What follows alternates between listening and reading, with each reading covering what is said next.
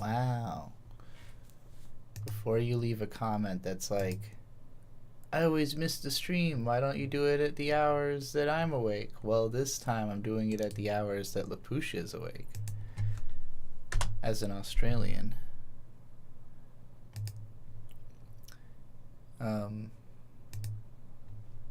No, I don't need that bigger. Because she prepaid me a request. Do I need this? I guess leave that over there. Move me, because I seem to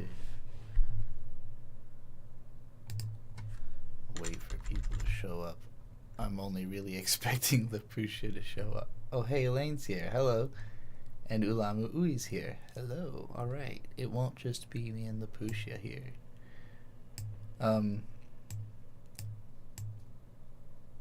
Yeah, she prepaid me a request. Did I close it?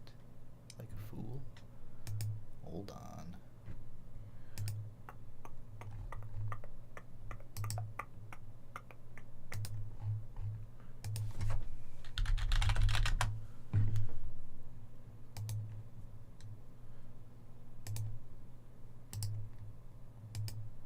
Oh no, I copied the whole message and not just the link.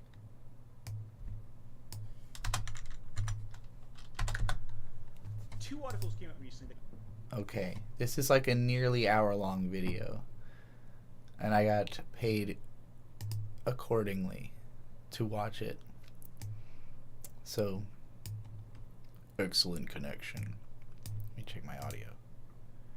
Make sure it doesn't sound like a bunch of fucking buzz and hiss and bullshit. I can't even hear it.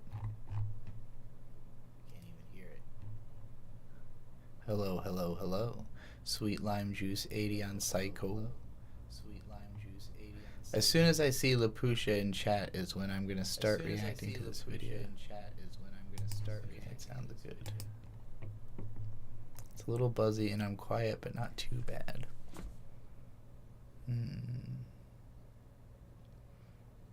Buzzy. Is it buzzy like staticky buzzy?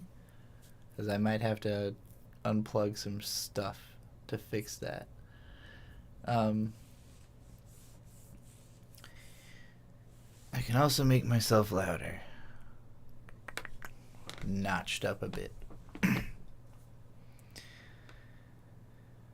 But yeah, I'm gonna be reacting to this the hum of the night. It's actually quite quiet. I mean, aside from the computer noise, it is quite quiet in here. Nisa's here. Hello. We gotta record a podcast like soon. We should do it maybe today. But not this morning, as I'm about to be reacting to the real and fake reasons Gen Z chose anime over Disney, which is an intriguing title, and it's a long video.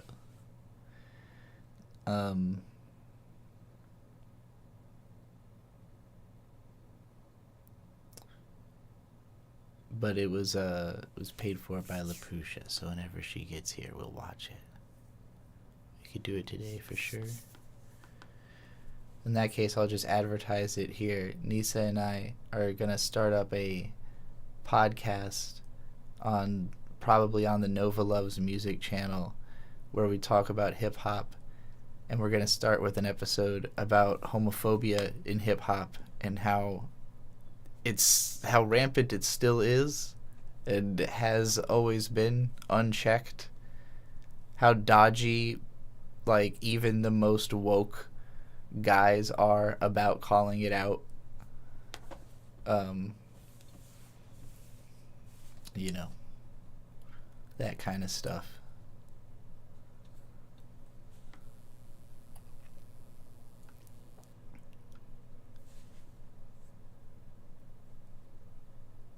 Nova is cool as fuck. Love the fashion. Thank you.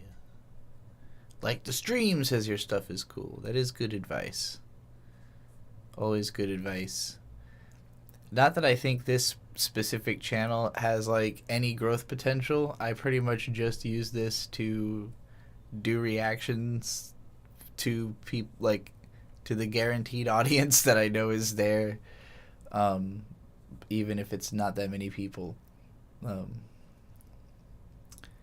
But in my opinion, the Trixie the Golden Witch channel is doomed, because the YouTube algorithm only recognizes it as an anime YouTube channel, but making anime YouTube videos is almost impossible under the current YouTube framework, and I do believe this channel will eventually just be gone because it'll get a bunch of strikes on old videos and it'll just disappear. Like, it's too easy for that to happen, and too many things like that have already happened. Like, I mean, it's happened before that the channel's been down like 3 times, but it all depends on like the way that the strikes occur, like how, if I can counterclaim before 3, like the times I've gone down before, it's been like I had a strike that I couldn't get rid of already, and then I got a second strike that I submitted a counter notification on, and then got a third strike, and then my channel went down, and then 2 weeks passed, my counter notification on the second strike went through, and so my channel came back, and then I was able to terminate the third strike and be back to just 1. That has happened to me 3 different times in my channel's history. Like, so it is very easy. Now, there have been times where like a whole bunch of stuff got flagged, but it only got counted as 1 strike. But there's also been times where I got 2 strikes at once. So I don't know. In my mind, it's like, it's very easy to imagine this channel just blinking off the earth one day. And that's why I'm so adamant that, like, if you want this channel to exist, you have to archive it. All right, Lapouche is here. Let's watch this video. The real and fake reasons Gen Z chose anime over Disney. Hold on, let me set this up in a way where I can still read chat. Alright, I'll be able to see myself, see the chat, see the video. Okay. Also, I'm like a little far from the TV, and my headphones don't reach this far. I don't know if I'm gonna look and see if Shade's got a pair of headphones around that maybe has a longer cord. Doesn't look like it. He's probably got them in his room. Yeah, so if you hear like some echo on the video, it shouldn't be too bad, but that can change the face of modern. Let me start this over. 2 articles came out recently that can change the face of modern entertainment as we see it today. Now, one you probably saw is.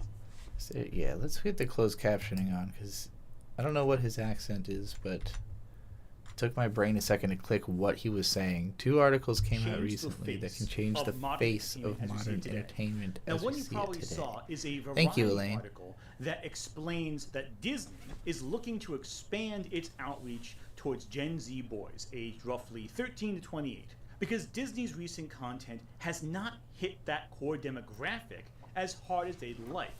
Now, it's important to note that the article does mention how both Sony Pictures and Paramount have about roughly the same market share of Gen Z boys as Disney. Now, the other article is about Netflix from The Hollywood Reporter that states that 50% of the people who use Netflix watch anime to some extent. Now, the usual suspects 50%? saw this and reacted as you might expect. No, it's not like we have. That's a lot of fucking anime getting watched. I mean, okay, so it's only got to be like 5 anime that those people are watching, right? Like, they're just watching Hunter x Hunter over and over and over again. There's no way that like 50% of Netflix users are watching anime. Sounds absurd. Could I turn up the volume on the video? Yeah, I can do that. I didn't expect it to be so quiet. Usually these videos are like loud as fuck, but I'll put him at full volume since I'm probably gonna pause every time I talk anyways. But yeah, 50% of all Netflix users watching anime is crazy. Haven't tried to sound the alarm or light the beacon since way back in the Force's female days and way back in the Captain Marvel days, the first shot fired in the MCU. We warned taking male brands that were enjoyed by everyone and turning them into female brands that were enjoyed by no one wasn't a good strategy. And it turns out my good friend Chris Gore, who got...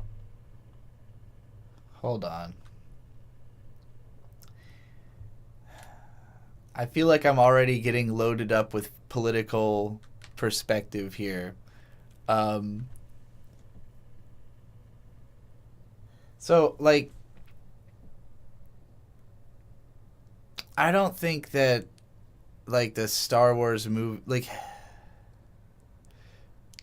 the Star Wars movies just sucked. It wasn't about the people liked Rey in the first movie, and then the movies just went to shit. Because they didn't develop the character in the way that people expected or wanted. Any of them. And, like, a lot of the other shit, like, all the MCU shit or whatever, as people like to call it, that's literally what got me into it. Like, I finally started enjoying Marvel because it got so feminist. You know, like it became interesting. It became watchable. So it's not for no one. You know, like it did work.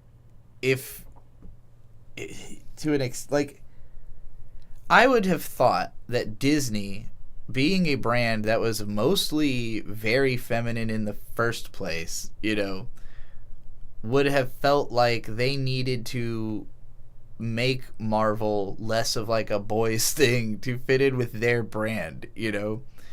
And so to think that they're like, oh shit, we're losing the boys. It's like, yeah, did you want them? You're Disney. What the fuck are you talking about? Disney's not Disney's not for 13-year-old boys. Like, this seems like a person who thinks Japan is a conservative haven. That's what I'm worried I'm gonna get out of this. We'll see what we're getting. A lot of clapback for this quote was right. Disney turning Star Wars and Marvel from a boy brand into a girl brand will prove to be the costliest decision in movie history. And as usual... I mean, that could possibly be... Is this the same dude as who's in his avatar? Wait, is this the guy talking? No, wait. The corporate legacy access media... This is the guy talking? Why does he, in his avatar, look nothing the fuck like that? He looks like Jeff Thu in his fucking avatar, and he's like a bearded old man with a hat. Media finally catches on to what the fans that they loathe so much have been saying years too late. Oh wait, that's Nerdrotic. Never mind. It's not the same guy. His voice is oddly similar. This should come as no surprise. No, it's not. I forgot what this guy sounded like while I was paused. These people have been claiming about the woke Disney mind virus for a decade now, at the very least. And that got laughed out of the building a few years ago. Oh god. See, this bothers me. I hate when a video essayist that I don't know yet starts off with a whole bunch of clips of other people talking, because I don't know who you fucking... I don't know your voice yet, goddammit. Like, stop showing me all these people. I don't know these people. I don't care about Chris Gore. Just tell me the things. And it, along with a few of their own failures, finally convinced someone at Disney, accounting probably, to reverse course on the social justice stories. And of course, anime is the opposite of the woke. Okay, so this is the guy, right? This is the actual guy. God damn it, he disappeared again. Now it's the critical drinker. Okay, so he's making fun of all these anti-woke grifters, right? Like, that's because that's what the title here. This segment is called Anti-Woke Grifters Don't Understand. To me, like, I don't know. I wish you had come out at the top of the video just like, I'm about to show you a bunch of people I disagree with who suck. You know, like, you really gotta make it clear what you're doing, because so far you're just like showing me all these guys who suck, and I'm like, where are you at? Like, what am I watching right now? You're being too mysterious. There's a reason people like in the West are starting to draw more and more towards Korean or I Japanese guess if I had filmmaking. looked at It's this precisely time code because and it's a seen bit that the different from chapter what we is called get. Anti-woke grifters don't understand. And that's a good thing. Okay. That's why when I went to Anime New York City, I saw a huge poster for the upcoming adaptation of Go For It Nakamura, a manga I actually reviewed years ago on another website. And you can tell it's extremely not woke. Nope, not woke at all. Don't look at the contents of the manga at all. And if you go back to Crunchyroll's Anime Awards, which are voted by Western fans as to what the most popular anime... Is he going to... This is the segment I'm the most curious about. Who is more woke, anime or Disney? I assume he's going to come away with anime being the answer, because Disney's not that terribly woke. But, and also, I think he might be a fan of anime, possibly. I don't see any Disney shit back here. I see Pokemon. Well, okay, there's a Star Wars book. But if you're a Star Wars book fan, you probably really hate Disney, because they fucking discredited all that shit. They kicked it all out of the canon. What else do we got? We got some Sailor Moons. Sailor Moon Berserk. So very 90s. This looks like some kind of hell of a boss, but I don't fucking know who this character is. Anyway. Anime is in a given year. The very first winner was totally not Yuri on Ice, which is, I mean, why would something that woke win the award? It's not like it's... Elaine says, I hate nerd sets so many millennial white YouTuber guys has. There's always just a shelf with a ton of media they own with 1 or 2 LED signs with the most generic nerd aesthetic. I think it's usually about trying to convey what your taste is, like, instantaneously. Like, it is like an identity politic kind of thing where, like, you're trying to basically say, look at my credentials. I'm allowed to talk about manga because I've got 700 of them behind me and they're all the classics are there, Or I'm allowed, like, you in my case, I would often, like, build a set that had, like every single thing up there is specifically chosen to represent a different aspect of my taste so that you get the whole spectrum of it, so I get why they do it, but yeah, it ends up just looking generic because everyone does the same shit and most people have the same shit. Like, yeah, okay, we all like Berserk. Cool, you've got Berserk. Like, you don't need to show off your Berserk, but I get it. It's popular or something, right? Oh, and by the way... Also, it makes you look, like, late to the party if you have the big black edition Berserk and not, like, 300 OG Dark Horse editions. No, I'm kidding. It also won the Toning Media is dumb. Just read it online. Tokyo Anime Awards that year. The author's as well. dead. You This can't year's benefit Tokyo him Anime in any Award way by Festival buying has his book. revealed the winner for the country's biggest anime poll that had 257,348 Pretty sure he votes didn't this have year for what they think is I the could be anime wrong. of the year. The poll ended last Thursday, and it is finally revealed that Yuri on Ice has gotten first place How old with is 41,000. This is... okay. 1,439 votes. Joker Game was second place and came pretty close with 37,552 votes. Look, if there's one thing that the anti-woke grifters understand less than Western media, it's Eastern media. But undeniably, there's something... That's where you should have started the video. That should have just been the opening of the video, was that statement, and then you could have played all those clips. Anime is doing right that appeals to a wide audience. Or Gen Z not, 'cause boys, I don't wanna most hear all notably in those this assholes. equation. So what is that special sauce? I don't think it's easy enough to figure out what it is for every Gen Z guy because everyone's individually has their own tastes, their own personality, their own wants in media. But as a fairly young millennial, I think I can figure it out. Especially as someone Fairly who, young millennial. I get... He means he's on the younger side of the millennial spectrum. Fairly young millennial is such a funny way to put it because just millennials are not young. If you are a millennial, you are like 30, and I think you have to be 30 by now to be a... Again, I think he means he's on the young side of millennials. But even then he said fairly young millennials, so I'm like, well, okay, where the fuck does that actually... Where does that slot you? Just say how old you are. Don't be coy about it. watches anime, as opposed to many of these grifters who couldn't tell you what the most recent... Wait. watches anime. If you can hear this image, you get it. Fukai, fukai, morino, hokuri, umare kirino, okizaniri, shidakokoro, akusterio, okino, I don't know the fucking words. As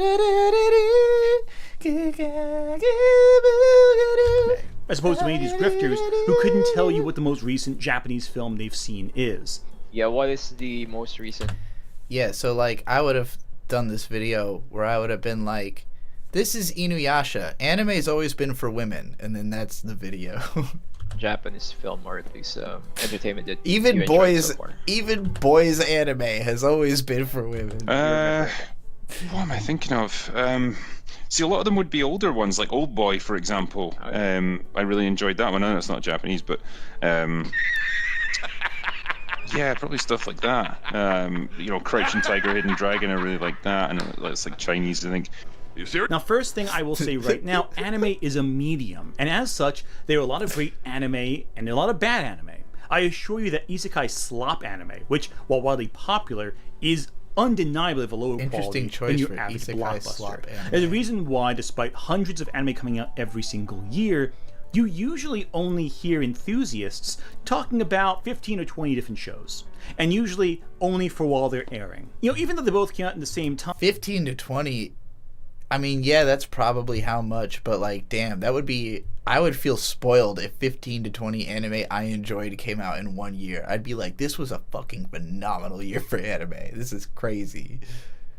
15 to 20 would be nuts. No one was hyped for the next chapter of, say, plus-sized Elf, as they were for Jujutsu Kaisen, for obvious reasons. But then again... Well, not nobody, just most people. Sometimes slop anime does get widely popular. But again, what is my determination of quality? It's all subjective on my perspective. For example, I would never have said... that. It's all subjective from my perspective. My inflective suggests something corrective towards the culture. I gotta scare away the vultures. All these grifters, all these thrifters looking for a cheap cash. And I'm gonna grab they ass and spank it out of this dimension. All right. Solo Leveling should win the Anime Awards this year over anime like Frieren or Delicious in Dungeon. I think it's a bland show with some really cool action set pieces, but not much else. So what do I really know about what amounts for popular content nowadays? I was young once and we all loved our generic over-the-top anime. I'm sure Ikki Tosen, if you watch it today, is absolute garbage, but I digress. Solo Leveling has an audience. Did you like it back then, though? Man, I want more. I feel like as a YouTuber, you will, no matter what, innately put more of yourself into what you do than you realize. And a lot of YouTubers they're really trying their best to be generic. And I don't necessarily think this video is doing that, but there's an element of like, I'm trying to keep it to the point, But he keeps accidentally raising my curiosity towards things by bringing up very specific shit that I'm like way more curious about. Like, I never actually watched or read Ikki Tosen because it seemed too perverse for me at the time. I caught on to that kind of thing later with Seikon no Quasar. That was the first one where I felt, I was in my Gooner phase, and but I was a bit older.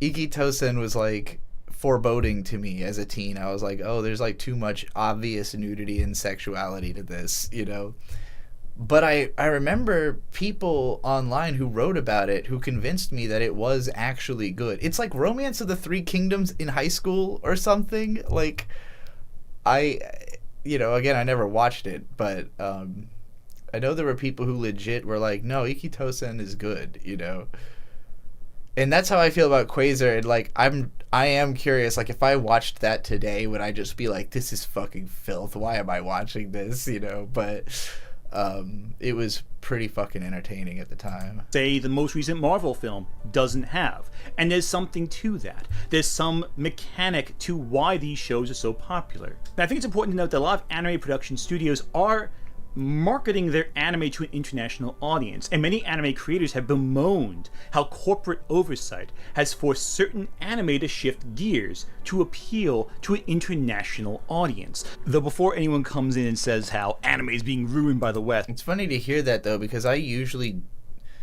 I'm sure that's been true for certain like companies, but like most of the time when the question comes up to Japanese creators about like the Western audience, they're usually like, yeah, we don't think about them at all because they are such a small part of the amount of money that we're gonna make, because like Westerners won't pay as much for anime as Japanese audiences. So if a show's not like a huge hit in the West, then it's just not even worth, like the price of localization, basically. And the only reason a lot of shows even get localized is that they get sold to the American companies in packages, where the Japanese company says, oh, if you want like Madoka, you got to buy the other 12 trash shows that we know are not going to sell. But you've got to do all the localization work. We're just going to reap the benefits if it makes a dime, Don't forget that the far and they right might not party, even localize it. They might buy some of that shit out of the packet and just fucking not even bother. But oftentimes, I think they are told they have to. Like there's an agreement that they have to localize these things, and that's why like Crunchyroll will sometimes have a bunch of just like the most shovelware 5-minute nonsense that like nobody watches, nobody likes on that platform. Senseito has declared officially that they want to regulate what anime is made, not based on how much money it makes or how enjoyable it is by the public, but how much it conforms to their ultra right-wing standards. So let's not pretend for a second that it's Western imperialism ruining anime or anything like that. But at the same time, a lot of older anime creators have bemoaned how modern anime in general, especially the creators, have drawn increasingly from other anime productions as opposed to real life, especially Yoshiyuki Tomino. I'm just saying, Yoshiyuki Tomino did not censor himself when discussing the anime Your Name, Emakoto Shinkai. Of course, everyone knows Miyazaki thinks anime is a mistake, but you didn't say what he said.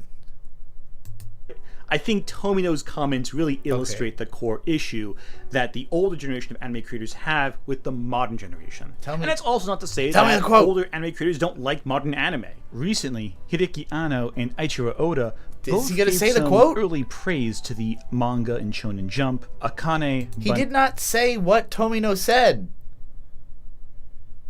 Nashi, which is getting an adaptation later next year. A lot of He even said comments, like suggesting there was more than one comment. He will? Content creators will say that anime is the medium with the most creative, most baiting in this video. Coming out today. The fucking, what's the word I'm looking for? I'm 7 minutes in and I'm just like, I feel like I've just had the meat dangled in front of me, edging. Yeah, that's a However, at the same time, many anti-woke grifters have tried taking anime to use as ammunition for their particular culture war. And nowhere is that more clear than when looking at a recent controversy where a male VTuber used a voice changer to sound like a girl. Hermit, the most I've ever agreed with you. We need to evaporate people who bring up the Miyazaki quotes in 2025. Yeah. Just the fact that when it was on screen, it said 2014. Like, I literally thought, wow, like it's been 11 years of us talking about that goddamn quote, and that's not even Miyazaki's been saying that shit since the 70s. He's been saying these things, so people act like he's talking about modern anime. Hayao Miyazaki's conception of what modern anime is as a almost 80-year-old man is everything after 1980. Everything after TV anime got created. Like, that man was mad at Hayao Miyazaki does not like the existence of TV anime at all. He's just like, this is a mistake, When he says anime was a mistake, he means like the industrialization of anime. To him, it was always supposed to be like an artsy thing that people do because they personally just want a thing to exist really badly, and they'll go to any lengths to make it happen. It should not be something where it's like a casual job that is even capable of taking as much advantage of the animators as it does. But yeah, like the fucking Starting Point book that's just like a collection of essays from Miyazaki, the first one in there from like I think it's like 1980 or something like that. And it's from a time where like the only film he would have even had directed at the time would have been Lupin the Third, but he'd been in the industry for a long time, you know, working under Isao Takahata at Toei. So like, and from his perspective, even Toei had gotten like overly industrialized, but like he had watched Toei go from making one full quality film every year to trying to compete with Astro Boy and making TV shows, trying to compete with Mushi Pro, I should say. And so, you know, watching Mushi Pro and Toei continue to grow and try to make more shows and take on more animators and split the quality between more and more people, and it just made shitty animation. Like, immediately, you know, anime was industrialized to a point of being shit. You know, and you can pretty much blame Tezuka, like Miyazaki did. He was like, this guy came in and basically like ruined it, and he kind of did. But he was the original otaku, in my opinion. Tezuka had to was become basically the first Hatsune otaku. Miku if she signed up for a certain Aryan first German nationalist party, but that's just silly and dumb, and, you know, everyone thought it was ridiculous and pointed out how bad it was of an idea. But I digress. There are many grifters out there who try to take anime to use as ammunition for their culture war, arguing that the East is how you should do media, and the fact that the West is becoming so woke and so pro-LGBTQIA and so pro-diversity that people are flocking to Japanese media to find an alternative. This is kind of difficult to square away, however, when you look at anime as a medium. Many of these grifters got angry at the casting of the live-action One Piece, arguing it was too woke, too diverse, even though every single actor was hand-selected by Oda himself, the creator of the series. You can, of course, tell when... It's especially like funny to think because like all the characters in the manga are explicitly like Usopp is from Africa, like, you know, like canonically, so it doesn't make sense that it wouldn't be oh, you mean like the manga about picking up different people from all over the planet has people from all over the planet in it? Like, it just seems so obvious on the surface that it would be ridiculous to complain about. When many of these people are just grifters based on how infrequently they actually discuss anime in any specific detail. For example, the channel Rev Says Desu Is One Piece Our World? No, but it also doesn't make any sense. An anime-inspired channel, supposedly, but they rarely cover anime. In the last month, they've covered VTubers, online YouTube drama, Twitter arguments, but they haven't once talked about anime as an industry or controversies in the anime industry. Just American internet controversy. I was not under the impression this channel was an anime channel. I just thought they were a vampire VTuber because who doesn't want to look at a cute vampire girl when they get their slop internet news? Okay, actually there's one anime thing they do talk about. What's up guys, Rev here. Today we're gonna discuss some culture. Proof that a picture can be worth 1,000 words. Until it's banned, of course. So here's the thread, an original piece of art posted on the official HoloLive subreddit. To sum this up, if you know, you know. Elaine said, there's no freaking way I'll be your lover unless it's pretty popular right now, and as an exclusively lesbian show, I don't know if men even show up. Anyone going to anime to escape woke is crazy.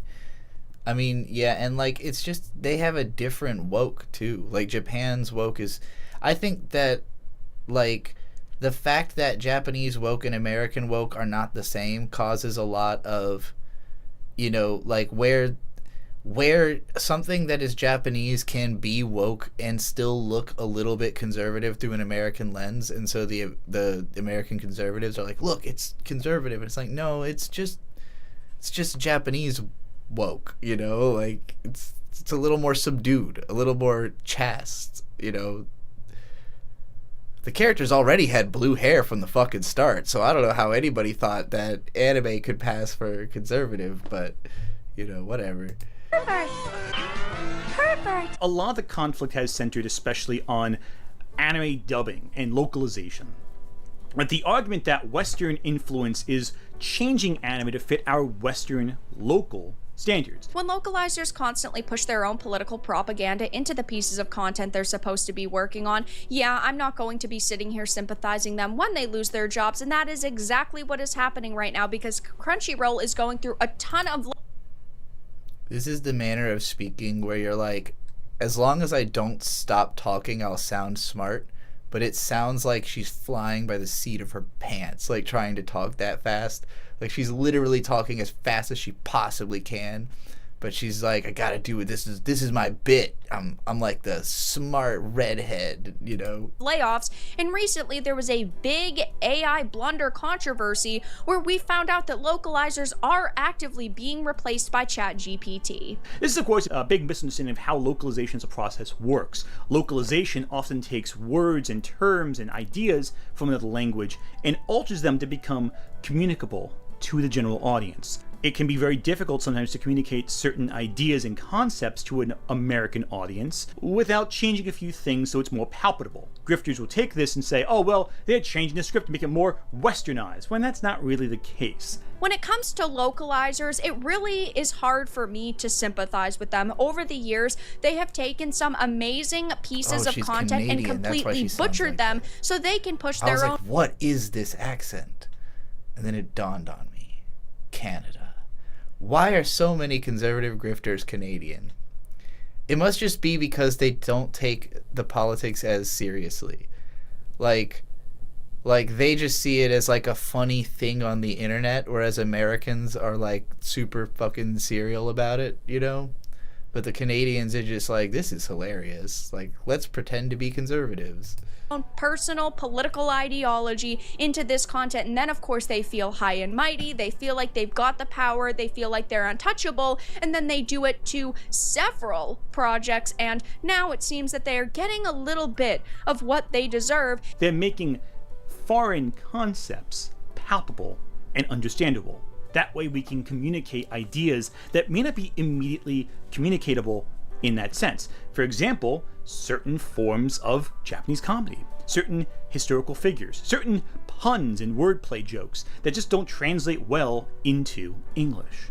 You gotta change them somehow, and you can't just say the exact same joke as is in Japanese because the humor won't be communicated. Of course, some dub scripts have taken liberties.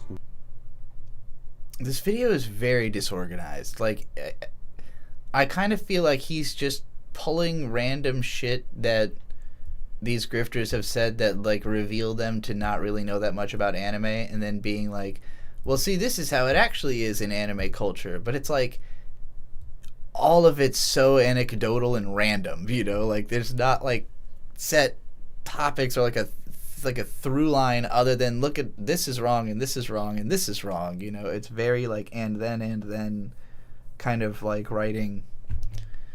It's a little exhausting.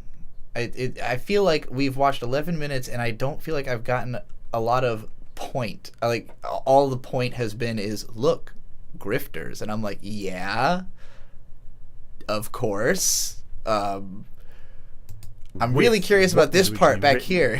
But these liberties would have to be signed off on by the original rights holders. The Dragon Maid dub is one example of a change that was signed off by the original creators. Meanwhile, the lovely complex drama involving Jello Apocalypse was not signed off by the original creator. I don't know what any of that is. Did not get through to the final product. Most of the changes are imperceivable. Like, he just keeps bringing up so much stuff, and I'm like, wait, did he ever actually say the fucking Tomino quotes? Did I forget? Did I? Without directly comparing them to the Saba. Even though that is the would-be heart of the controversy, the real controversy came from Jello's arrogance. It also came from the ongoing conversation about what an adaptation should be. How much freedom should the adapters have? With this post being spread out of Jello's typical audience, who the fuck is backlash Jello was swift. Apocalypse? To be localized. I need so much more context if you're gonna do like a journalism video. Like, I need all the context. This video could have been tremendously longer, honestly. Like, with how much ground it's covering, this video could have been a lot longer. This could have been zeroed in on one grifter. Just like pick one guy, fuck his whole shit up, and then move on to the next one. Like, do a whole series on all these guys. Seriously though, do that. Anthony fucking Dormammu, do that. Have to get please. sign off from the original creators. Any changes made have to be signed off upon. Dubs commonly punch up comedy and smooth over rough patches so that the end product aligns with the show's intended audience and provokes the intended response, and there will always be shades of gray when adapting a work, unquote. The statement also expresses disappointment in Jello's lack of professional discretion, enough so that they, quote, will not be working with him in the future, unquote. While there Shout out Justin Savakis, one of the realest anime writers of all time. The only reason anyone knows about the Garzy's Wing dub for real. Yeah. Enough so that they, quote, will not be working with him in the future, unquote. While there are videos that cover Jello from a larger perspective and focus on his arrogance and possible artistic vandalism, a fair portion of videos lambast Jello for being inaccurate to the story, for adding his own spin and changing it to fit his views, which is arguably true. However, they themselves are very much guilty of this, of entirely lying. I wonder how Justin Savakis would feel about being presented as, like, the person who brought Garzy's Wing dub to the world. Like, that is such a fucking hilariously auspicious... no, that's not the word I want. I can't think of the word I want. A word like that. And changing the story, stating things that did not happen, guy. and somehow showing a I lack see of this care dude of the in source everyone material. else's Luckily, videos there is about this how video, someone's a or piece rather of stream shit. VOD, titled, Did Jello Apocalypse Get Blacklisted from Anime? The creator even accepts that there is much misinformation floating about. This is a very Anthony Gramuglia. I've had to look at the name a bunch of times to be able to fully process how to say it. Reminds me of Natalie Imbruglia. You don't gotta use your, like, full real government name on the internet. You can, like, make up a fake name that's catchy and easy to remember. Complicated topic, and there's a lot of information, a lot of misinformation, and not all of it is as clear as one might say.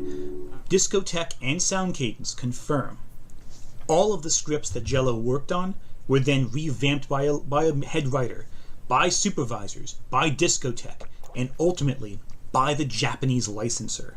Nowhere in that statement is evidence that the script was revamped or improved by its reviewers. It only states it went through the aforementioned parties, but does not state whether they made changes. Justin even confirms Japan made no changes. That's one of the reasons why the rebuild of Evangelion dubs took so long to be produced in the West. Okay, I've realized why this is frustrating to me. Because there's kind of two different points being made here. One is that Japan is not as conservative as these guys think it is, but also they are just like wrong about facts, you know, like, and so it's like this point that's being made is like, okay, they're trying to say that the localizers changed things and actually the Japanese staff approved those changes. Well, that would mean that the anime is woke, and so their complaint that anime is getting woke is accurate. Like, right? Like, this video is arguing that anime is woke, right? So the grifters are right that anime is woke. They're just wrong that it was ever not woke. I think maybe that's the point this video is trying to make. But it's like, to me, it's like you're making two different arguments at once. Like, proving that they're wrong about this thing doesn't prove that they're wrong about the other thing, you know? Like, and so it's confusing to be tackling it all at once in just like this maelstrom of here's another way they're wrong and another way they're wrong, and just like, okay, can we focus on, is anime woke or not? Like, let's zero in, and I think that's where we're going with this, but anti-wokes don't realize they like woke stuff. And yeah, like, it's not it's so the reason that I haven't made a lot of videos calling out these conservative grifters is that the grifters know what they're doing. The audiences don't know what they're doing, or if they do, don't care. You know, it's like, and yeah, it is like the anti-woke crowd in the sense of the ones watching the videos, you know, but like, you think that's what he's getting at? Okay, I would think so too. I mean, he's calling them grifters. Like, he's basically saying these people don't know what they're talking about. They don't care what they're talking about. They're very willing to be wrong and face no consequences for it, you know, because the people who watch their videos don't watch the ones that point out how wrong they are, or they just assume that those are just woke, you know, mob backlash or whatever. But yeah, it just makes it difficult because if you're poking holes in the arguments those people are making, it's like, well, I know they're grifting, you know they're grifting, their audience isn't listening to us, so who are we talking to? You know, like, I guess if you can make it entertaining in the sense of like, if we're like bullying them, you know, which I tried to do this with that video, you know, I did, The Critical Drinker did not watch Thor Love and Thunder, and it was like an hour and a half of me like screaming about this, and like most of the response was just like, yeah, of course, like nobody who likes criticism likes The Critical Drinker. It's not, you know, it's not for that crowd. It's not for people who actually like movies or care about if they're good, you know. It's for the sake of hearing somebody scream about why you don't have to go spend $15. You know, like, it's someone telling you, broke conservative who didn't want to go see the Marvel movie, why you don't have to, and you can stay at home and watch the internet. Like, that's the point of those videos. Changes that were trying to be implemented for the sake of clarity to an English-speaking audience were not being approved by Studio Kara. Arguably, some of these changes I like the should have been closed caption, the automatic caption said Studio Car. Because Kara. there is a mixed opinion on the quality of the dub for the Rebuild of Evangelion series, entirely thanks to the lack of localization in the later iterations available on Amazon currently. Here's another interesting tidbit, by the way. Remember that Hollywood Reporter article I mentioned earlier in the video? You know, that one? Yeah, so Netflix revealed that 80 to 90% of users choose to watch anime dubbed, which means that grifters trying to jump on the anti-dubbing train are actually running counter to the way most people enjoy anime. Add to that the concerns about using large language models, or AI, to translate anime. A lot of grifters will argue that to avoid localization problems, just use AI. Where is this guy from? His voice is... It's really hard for me to pin down because it sounds... Sometimes he sounds American and sometimes he doesn't. And I'm not sure if it's like that he's affecting an American accent to be more accessible or something. I can't tell. Pure, unfiltered version of the translation process. Hey, what's up, guys? Right here. Maybe it's just being internet socialized and not having like a very natural speaking voice, but I can't. It's American and with a lisp. Okay. Today, we're celebrating Total Localizer Death. Now, there's been a lot of localizer-related drama over the past couple of days, but this article is the cherry on top. So in a recent interview, the CEO of Crunchyroll announced that their company is going to be greatly focusing on... Learn to rap. It helps. ...on AI-generated subtitles. It's a bad time to be a localizer, ladies and gentlemen. Well, some companies tried that, and audiences... Elaine, not the voice I expected. I know, right? Well, that's that channel. I don't know what their gender identity is. I just know that they're vaguely not... I don't even know what their politics are. As far as I know, it's like a very generic internet drama news channel. Rejected the AI translations because they were of poor quality. Shocking. Also, with an increasing number of anime voice actors also streaming as VTubers, you now run the risk of the wrath of VTuber fans if you criticize their Oshi, if you dare mock the shows they're in. But this speaks to another factor. Gen Z is increasingly online. Bro, where the fuck do people deal with this kind of shit? I'm sorry, like... I have like less and less patience and sympathy for people being like, I'm being forced to have these conversations online. I'm like, where are you fucking hanging out? Why are you engaging with the people who say this shit? Like, you, the Tyler the Creator fucking tweet from 20 years ago or whatever, just to turn the internet off and close your eyes. Like, okay. Trigger warning. So the other day, a trans woman shot up an elementary school in America. And the way I found out about this was early in the day, I saw someone on Discord who was like, hey, just so you know, the news cycle is going to be really awful today because a trans person shot up an elementary school. And then I went on Blue Sky and I saw a bunch of people going, hey, be careful, you know, things are going to be crazy out there because a trans person shot up an elementary school. So everybody get ready for the conservatives to, you know, to whip up a firestorm about it. And literally my thought as I read all of that was, where would I see that? Where would I see that? I'm not on Twitter. Where the fuck? I'm not going to walk outside and be accosted for being trans by somebody because a trans person fucking shut up a school in Minnesota. Like, I could see if you were in Minnesota being worried about it, you know? But, like, at some point in the day, I think the same day, I went to my parents' house, you know? And my parents, first thing, like, did you see the news? And I'm like, oh, of course, because it's trans news, you assume that it has something to do with me, I give a fuck, you know? But it's, like, literally on the news, in their house, like, happening right now, breaking story, trans woman, you know?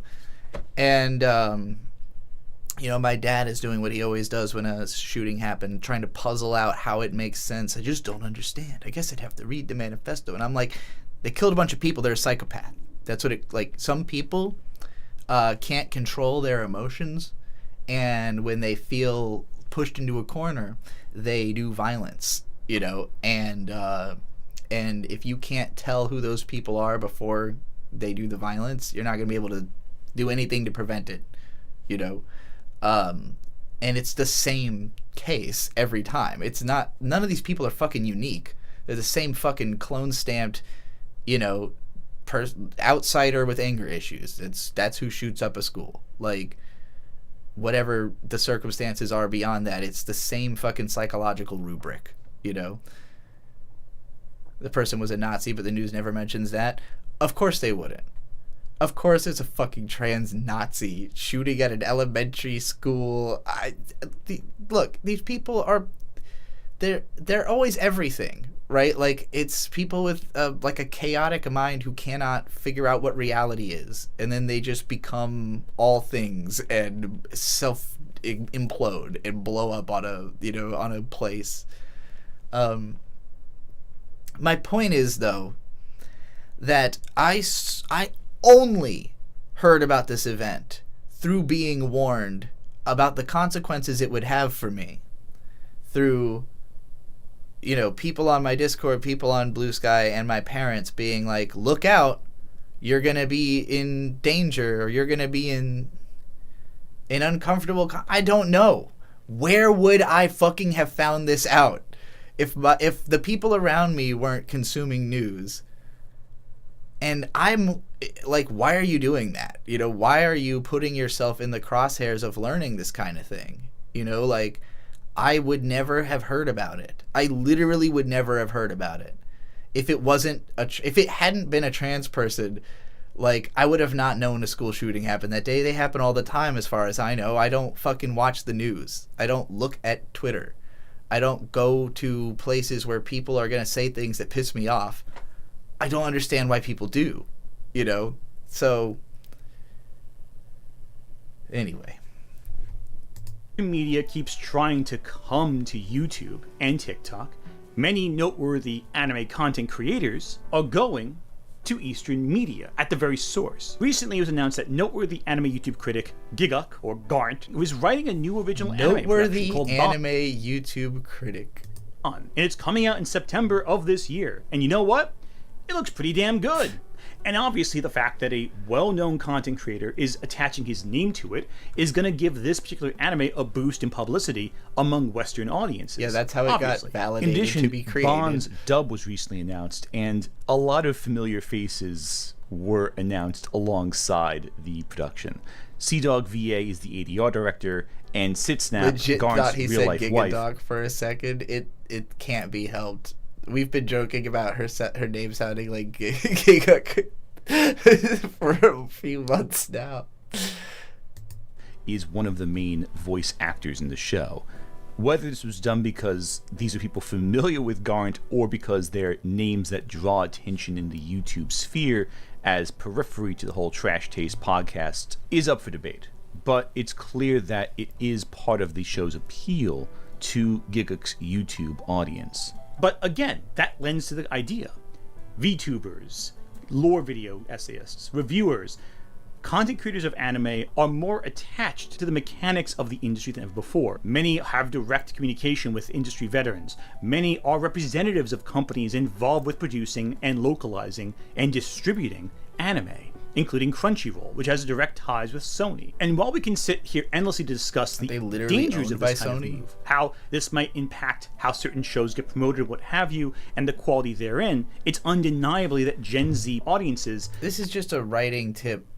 Like, pick less vague language if you can. Like, this guy has a tendency to say things like, they have Crunchyroll has a connection to Sony. They're owned by Sony. Like, you don't have to say it in like the least accurate way. Say it in the most accurate way. Have more of an in to this medium than they would have ever before previously. Also, manga is easily available online. Tons of animes being made available on streaming services that families already own, like Netflix or Amazon. Publishers like Viz are putting their manga available online cheaply. For comparison, Marvel Unlimited costs about $10 a month. The Shonen Jump app costs $4 a month. Less than half. Now, the Viz manga app, which is separate from the Shonen Jump app, costs an additional $2 a month. By comparison, DC Universe for a limited plan costs $8 a month, while the full plan costs $13 a month. Even with both the Viz and Shonen Jump apps, you're still getting a better value than DC or Marvel can offer you individually. It's easier than ever to read manga, and that's not even getting into physical releases. It's an interesting point. Manga and comics are such different industries in like the way they operate, because comics is like you've got like a 30-page paper, like full color paperback stuffed with ads, sold for like $4 or $5 these days, probably even more. And then like manga, it's like typically released chapter by chapter in some kind of magazine where you're buying a whole fucking phone book for like $6 that's got a shitload of manga and and ads in it, and then they get the collected volumes later that you could go pick up, unless it's like doujinshi that are just independently released. But in either country, and then the price is just whatever they set it at. But like converting manga, particularly from just one publisher to an app, just seems like a more natural transition because it was already released in bulk format. Like they already were everything in one place if you were buying Shonen Jump, whereas like with DC, it's DC is okay. So like, I think Viz is a more apt comparison than Shonen Jump, right? Because Shonen Jump is literally just the one magazine, the one imprint. Viz is like the American branch of Kodansha or whatever the fuck. So like Kodansha, whichever one. The major publisher, one of the major publishers' English branch is Viz Media. So in that sense, they're more similar to comparing it to DC or Marvel, except that DC or Marvel is like a massive umbrella brand that owns all kinds of shit and has all these other subdivisions and stuff. And I would think probably tries to appeal to more demographics But at the same time, the only comics that are like that anyone buys are like the main superhero comics. It's like if it wasn't for Spider-Man and Batman, I think both those companies would just evaporate overnight. You know, like if there were not Batman comics or were not Spider-Man comics coming out, the entire comic industry would collapse. It's like all being subsidized by the fact that those comics are popular, and in the course of reading those, you might end up reading something else. But manga is similar, where like if it wasn't for, you know, for a long time it was just Dragon Ball, and that's why they had to keep forcing Akira Toriyama to keep writing it, because he was basically subsidizing the entire manga industry by existing, you know. And eventually Eiichiro Oda took over that, but he has more help, where you got Naruto as a big deal, and Bleach was a big deal, and now all kinds of stuff is popping off. Demon Slayer, Jujutsu Kaisen, these shows that are blowing up on a global level, like right away, because the availability is there, you know. So, whereas One Piece took a fucking decade to catch in America. So, like, you know, I can see why the DC and Marvel apps would have a much harder time like figuring out how do we fucking price this thing, because essentially we're trying to not like cannibalize the sales of our mainstream comics that are the only things keeping us alive. Like if we cannot sell Spider-Man at that jacked up price, then like, you know, we can't sustain the business. So they probably just need more money than manga does, like, to have the same product. Because if you're Viz, you've got literally all the biggest manga properties there are. I don't think any other manga publishing company could pull off what Viz is doing with those low prices, is I guess what I'm really, really getting at. Like, there's a reason that Shonen Jump collected tankobon in the US were $8 for a long time when everything else was 10. Like, they can just afford to make the price lower because the install base is so much larger, you know? They just reduce the margin on each individual sale for the sake of the overall margin. Published by Marvel and DC cost a lot of money. Manga does not. And there's a lot of reasons for that. For one, a lot of comics are published in full color, while a lot of manga is done black and white with some color splash pages. The first omnibus for One Piece is volumes 1 through 3, right? That can cost you $17, maybe 11 if it's on sale. And that's 300, but that's only 400 Viz pages manga of content. Like, by contrast, let's see what we those got fucking here. Berserk volumes one sitting behind him are not Ultimate cheap. Spider-Man right here. I bought this for $20. This is a $20 volume. Yeah, what did and as Berserk you can see, cost? it's a lot less than 400 pages of content. 6 issues, right? That's 6 issues of a comic book. Yeah, but you can't compare beyond the pages either, because Western comics are way more text dense, way more panel dense. They take way longer to read. So, like, you know, one graphic novel versus... I would probably take longer to read one American graphic novel than one manga graphic novel, just because of the pace of the writing. Omnibus has 18, 24 chapters of One Piece. You get On average. more out of a purchase of a manga volume than you do of one of these flippy, floppy trade paperbacks. In some cases, you Those just get are the also full entire color. volume of a manga just in one collection, because sometimes manga are short. So this right here, this is... how many pages is this? By comparison. This volume right here of Azumanga Daioh, the complete works of Azumanga Daioh, it's almost 700 pages. 700 pages. 700 and pages guess of the what? same That's drawing price of a girl's as face the over volume I and just over showed. and In over terms of again, money, though. this is as expensive as this.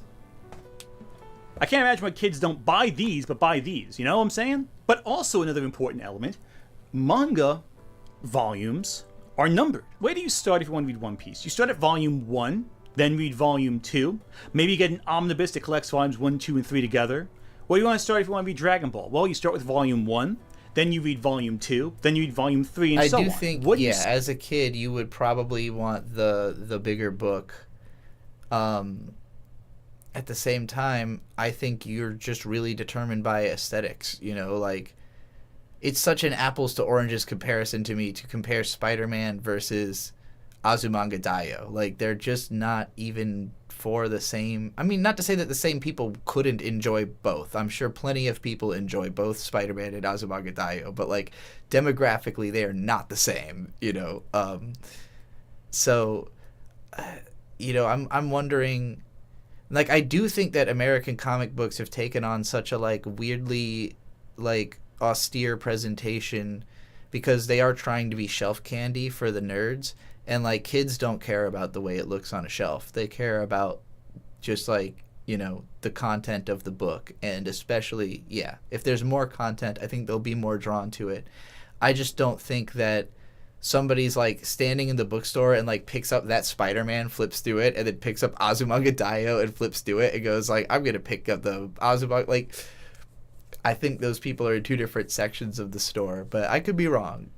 I just feel like that's it was a very interesting comparison. Start if you want to read Spider-Man. Do you start at Amazing Fantasy 15? That's the first appearance of Spider-Man. Now this but is a why good would point. someone know that unless you've done some prior research on Spider-Man? It's really hard there are many to crack stories into that serve as a comics 'cause great they're so jumping on fucking point. And a lot of comics, you can just labyrinthian. jump into it and not need to know decades of lore. But to an average reader, that's intimidating. It's far less intimidating to start with Volume 1 and go from there than you have to... But yeah, I mean, this is just a problem of like the way that these two industries work, right? Where like manga is like almost always just complete stories. You know, like there are certain IPs that have been resurrected over and over again, but almost never is it continually the way like Batman or Spider-Man are like always around. You know, like sometimes multiple incarnations are going on at the same time, and they just keep soft rebooting every, you know, couple of years. And really, in my mind, every like time the author changes is kind of like a bit of a soft reboot because they usually treat it a little bit differently, you know. So like, yeah, with comics, it's that the IPs are not individual stories. They are collections of stories about these characters, and it's basically like if in manga, like the biggest manga that were carrying everything were like Lupin the Third, and like and even Lupin is like mostly reinvented as an anime, not so much as a manga, but like, you know, if like the biggest stories were like these characters that have been taken over by different authors, you know, that have been Devilman. Like if Devilman and fucking if Go Nagai was still the center of the manga economy, it would be like DC or Marvel, you know, where it's just like, okay, you have to make a new Devilman every fucking week because Devilman's the only comic anybody's buying, you know, and so it doesn't matter who's writing it, it has to be there. Whereas like Devilman does continue to exist in that form. Like it does keep getting rewritten every few years, new artists, new writers, whatever. Go Nagai's still making that money off of it. But like it is by no means the central pillar of the manga economy, you know. I assume he's going to touch on this as well, but like manga just is bigger in Japan. So there's just more of it. So there is just more opportunity for it to reach people. And the only way that like comics made outside Japan are going to get to that level is by doing that too, and I think they are. It's just that when we talk about American comics, we talk about DC and Marvel. We don't talk about web comics. You know, we don't talk about how, you know, something like Homestuck was bigger than most of what exists in the comic world, but it doesn't come up in comic book conversations because the comic book world has become this weird little like sphere, you know, of just people who care about these few central pillar works, and manga is more sprawling. It's also why it's harder to be like a manga YouTuber, because you can't guarantee that your audience is all going to have read the same shit you've read the way you can with comics, you know. A little research to know where is a good jumping on point for you to read a comic book character. Most people don't want to have to do research to jump into a narrative. Marvel Studios and Star Wars are having a similar problem themselves. For example, if you watch, say, Star Wars The Acolyte, you have to have some background knowledge of the prequels. And why would you watch Acolyte? What order do you watch The Acolyte in? What order do you watch the Clone Wars cartoon versus the Clone Wars animated movie versus the Genndy Tartakovsky Clone Wars cartoon from back in the mid-2000s, By the way, if you watch that one at all? The answer is always release order. Like if you're struggling with this, release order is always the way that makes the most sense. So it gets a little intimidating. All named the Clone Wars, where do you start? Do you watch that before one. Attack of the Clones or after Attack of the Clones? Obviously, a Star Wars fan knows the answer, but if you're just getting into the only it for time that the answer is not in release order is if you're watching the MCU, because Disney Plus has a playlist where it's in chronological order, and because of all the fucking retcons and shit that happens later, in movies accidentally releasing out of order of when they were supposed to, it does make more sense to watch it that way. time, it might be overwhelming to have 4 similarly named products and not know where to start. Star Wars What is order do you lucky watch the in that you have Monogatari episodes series? 1, You 2, don't. 3, 4, 5, 6, Spare 7, 8, yourself. 9. You can watch episode order like that. When you get into the middle chapters between movies, that's what gets a little overwhelming. And that lack of clarity does build up over time, especially if you feel you have to watch someone else's movie before getting to the part you actually want to experience. You might be Just missing some fucking details don't. when it comes to someone else's movie or when someone Either else's watch story all of interests- it or fucking don't watch all of it. Just people make it so much harder than it is to watch shows. Like, you just fucking put on the first one, see if you like it. If you don't, skip it and go to the next one. Sex with the narrative of a character you're familiar with. And the more tangled the web of continuity becomes, the more difficult it is for an average audience member to get engaged in the narrative. Audience members were completely lost watching The Marvels because it was a sequel to a film that had come out maybe 5-6 years prior, dealing with continuity from 2 separate TV shows that intersected with this one. And if you didn't remember what happened in WandaVision or Ms. Marvel, you'd be completely lost when watching The Marvels. Add to that the entire elements of Secret Invasion, which really doesn't factor whatsoever in the events of the Marvels, but presented itself as though it was relevant, but it wasn't. Again, it's confusing, right? To an average audience member, that's kind of overwhelming. I just want to watch a movie. Why do I have to do homework to start watching it? Clarity of order is so vital They're not to follow these. expecting you to... Like, they're not making that stuff to be anyone's first-time experience of the franchise. And it's not that it couldn't be, but, like, that's not what they're expecting from you. They did not expect people to go watch...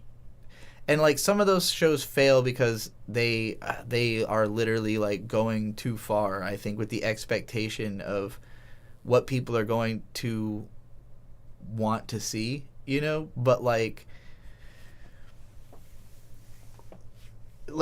I said, there is a playlist on Disney Plus that has all of this shit in order. So, like, if you want to watch the MCU specifically, you go to Disney Plus, you click on the fucking playlist, and then you just watch it in order. It's there for you. They built the shows around the fact that they have that, you know, that they have a platform that just tells you what to watch. If you click Iron Man and you watch Iron Man, it's going to serve you Iron Man 2 next, even if you didn't click on anything, you know, like... So it's built to be delivered to you in that way. I'm not saying that is necessarily the best business model, but, like, I don't know. We're comparing Disney, which is a company, against anime, which is a medium. So it feels strange. I know we're about to break down the Viz Manga app, but, like, I have to pee. I'm going to go do that. Let me put on something that you can all watch while I piss. That did seem like an interesting video, actually. Dan Olsen is rewriting YouTube history. Let's put on this Anime Guru Energy, video. the tension, the awkward moments, the way it's just the characters and nothing else. Oftentimes no music, no BS, just Ko and Nazuna. Well, at least when the show's at its best, in my opinion. Season 2 is a bit more plot-driven and ensemble cast-focused. But let's get back to Ko for now. What? He truly yearns to be independent, to descend into the night and become his own free man, which is a common behavior, really. Pursuing nightlife and romantic encounters for the sake of affirming your maturity.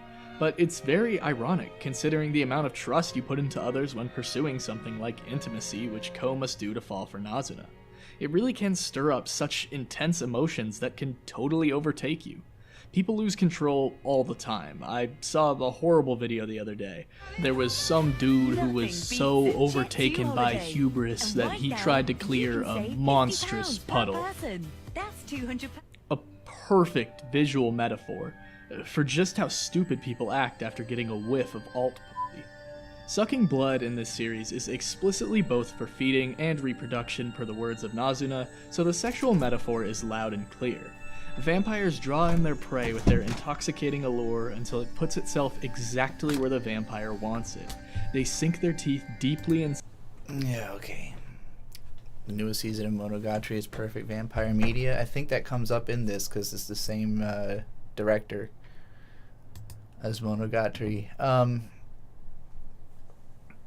Alright, we're almost halfway through this video. So far my feelings on this are that I think I agree overall, probably, with a lot of the points he's making, and I just don't like the way he's making them. Like, the way he's going about it is often frustrating, just because he'll zero in so far on, like, incredibly specific examples that I don't think are, like, the best way he could make the point.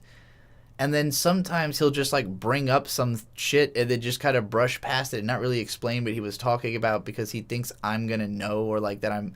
This video is clearly for people who are way more tapped into the internet conversation around anime than I am. Like, I don't know people's takes. I don't know what, like, infamous takes have gone viral or whatever the fuck. Like, so that aspect of it is like, almost over my head, where I'm like, what are you talking about with that? I heard a cha-ching noise a second ago. I need to go look at what that is. My phone's over here. I got $5 from... I guess I probably shouldn't say your name. Co-barred by Selena. Listen on your own time. I think it sounds like an anime opening. You're the best background listening for work and animating. Thank you. Hell yeah. $5 to listen to a song later.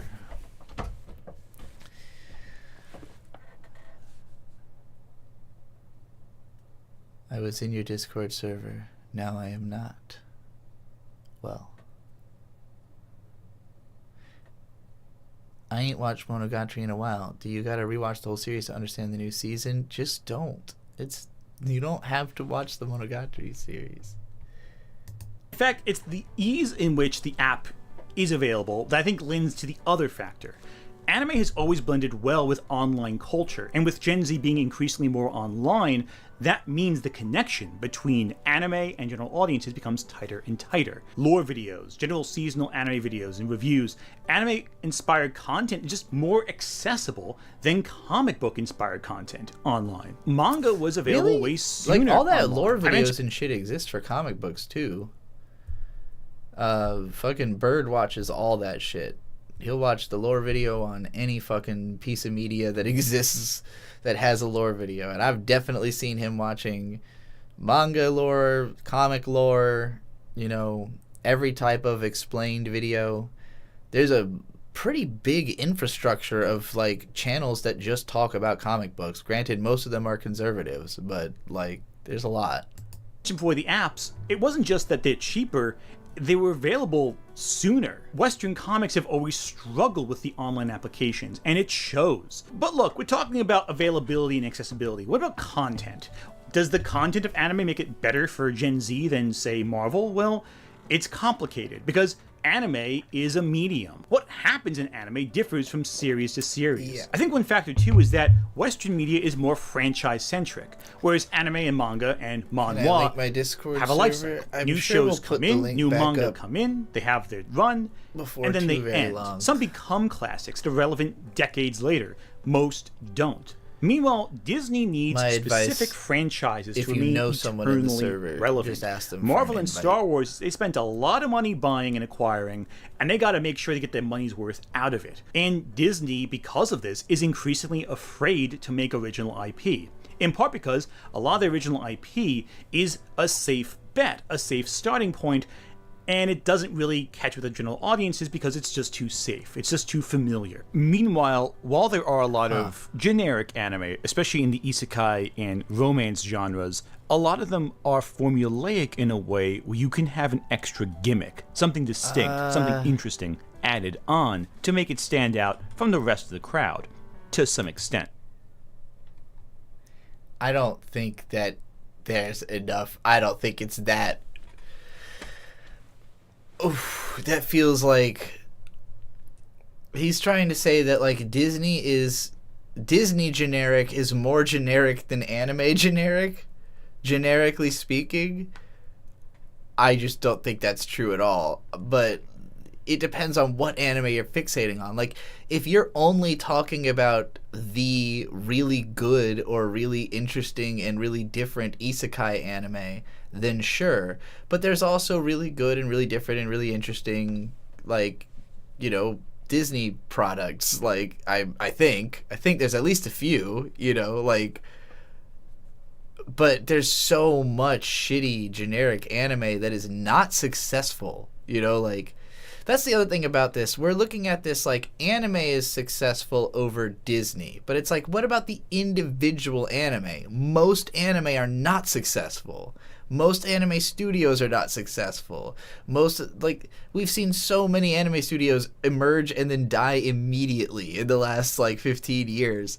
So like, it's not anime that's doing well. It's some anime that are doing well. And, you know, Disney, even if like some of their products are doing well and some aren't, it's the health of the company as a whole will keep them afloat, you know, like, it's like if we were comparing it would make more sense to just compare Toei to Disney. How is Toei doing versus Disney? You know, like, comparing anime as a medium versus Disney is just like kind of wild. I can't think of any good Disney right now. I mean, the last Disney property I watched, being a Marvel thing, was Ironheart, and I enjoyed it. I thought it was good. That came out this year. You know, it was conceptually created by Chinaka Hodge, who is someone I was already a fan of for a rap verse she did once. And I think her show's really good. It was like executive produced by Ryan Coogler. I enjoyed it. It's the last Disney thing the Deadpool versus Wolverine, was that that was Disney. That was Marvel Disney. That was good. Thunderbolts was great. So I don't know. This year Marvel's been killing it for me. I'm 3 for 3 on Marvel properties I enjoyed this year that I saw. Oh, and fucking Fantastic Four is Marvel also. That was also great. So I'm 4 for 4 on Marvel things I enjoyed this year. And the new Superman movie was also really good. So, like, in my mind, it's like, oh, comic book fans in the cinema at least are eating well, you know. That wasn't good? Which one are you talking about? Which one wasn't good? I enjoyed Ironheart, Thunderbolts I enjoyed a lot. Ironheart I enjoyed pretty well. Fantastic Four was quite good. And Wolverine and Deadpool was fucking hilarious. So yeah, they were all really good. Superman, not Disney. Oh, okay. You didn't like the Superman movie? I thought it was good. Thought it was real fun. Did I see Mufasa? No. No. I don't even like The Lion King, though, so that was never going to work for me. I don't even like the cartoon Lion King, I mean. Not even the remake. Deadpool versus Wolverine wasn't good? You're crazy. That movie was great. That movie was fucking hilarious.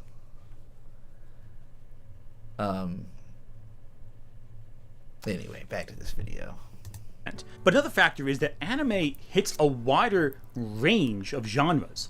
Say what you will about the mediocrity of Rent-a-Girlfriend, but it was a romance series that had a ton of grown men reading chapter to chapter. You would have to be deaf, blind, or Helen Keller to have been on anime social media recently and not seen 1,000,001 memes about the new Rent-a-Girlfriend chapter. Romance aimed at men is a huge genre in anime. Deaf, blind, Meanwhile, it really isn't in the West. I mean, well, they used to be sex comedies. That was the best you got for a while, but not really anymore. Naked Gun just came out, and it's a rare theatrically released comedy. But how many of those do we see anymore? Romance and comedy are both increasingly uncommon among theatrical releases year to year to year. Now, Netflix and the Hallmark Channel do seem to have something of a monopoly on the genre, but they tend to be very cookie cutter, very specific, very formulaic. Very rarely will you find something that really pushes... Like late 2000s, early 2010s, Madhouse did a bunch of Marvel anime adaptations. The boundaries of what you can do in storytelling. Not like you could in the old days, anyway. And none of these movies that get made, these romances, have teenage boys as their primary audience of choice. Anime is also one of the few mediums left that provides explicit content to audiences, without it being too extreme. Like, it used to be your average comedy could provide tons of sexual jokes and moments that, could solicit a reaction of some kind, either of shock or of something else. Nice beaver. Thank you. I just had it stuffed. Let me help you Marvel with that. anime video would be But dope. I movies have not seen any of them. essentially They don't really seem like my not type that. of thing. Romance is flattened. There's barely any kissing or hand-holding. It's notable that the movie I remind you all, I had no interest in comic book media until it got woke, until the MCU, until it started being a bunch of women running around in these shows. I didn't care. When I named the movies I liked earlier, it's like Thunderbolts. I like that because I really like Yelena. Ironheart, Riri, fuck, I can't remember her last name. I want to look at girls in my movies and hear their stories, and so that made it a lot more appealing. Not that they're all like that, but it also got way more meta, and I'm also a really big fan of meta. So, when it started getting into Loki and, Deadpool versus Wolverine, which is in the Loki universe, basically, all that crazy-ass meta shit really appeals to me. Fucking She-Hulk. Caused a ton of controversy because of a couple explicit scenes. So, essentially, what we did was, when the scene came up, when things were happening, he literally closed his eyes and laid his head on my shoulder. If this is my shoulder, this is my shoulder, he like this. And then I would just let him know whenever it was over. And it literally, I will tell you what right now, took nothing away from the story. There were some people on TikTok that responded to Oppenheimer moments by recommending we bring back the Hays Code. That's how bad it's gotten, people. Meanwhile, anime is more explicit, and it's one of the few mediums available in the modern day that offers this consistent explicitness. One of the reasons why Ranma One Half or Golden Boy took off in the 90s was because of the explicit humor mixed with the heart of the series. Anime and manga cater to all different kinds, all different types, all different age levels, all different perspectives. In some cases, maybe too many perspectives. And some anime, like say My Dress Up Darling, use explicit material to explore healthy relationships and boundaries for consent. Some shows are also trash. But alternatively, some push the bar so far it becomes something artistic in and of itself. Interspecies that's one of those moments Metamorphosis. Where he just shows some anime and it's I think it was Aiken or something. I've never seen the show. I've heard it talked about being trash. But it's one of those things where it wasn't a well-known trash anime unless you're somebody who's watched a bunch of videos about what anime are infamously trash. Nobody's watched that show. Maybe people have seen people talk about how bad that show is. Nobody watched that. So just throwing it in there and there's also bad anime, I don't know. I wish you would have it's way funnier if you interject a clip of a bad anime. Interject a clip of Musashi Gundo and some jank ass animation, or insert Garzy's wing clip there. That would be funny. But just throwing up a picture of an anime that some people are aware of as a bad anime doesn't communicate to me the badness of anime being bad.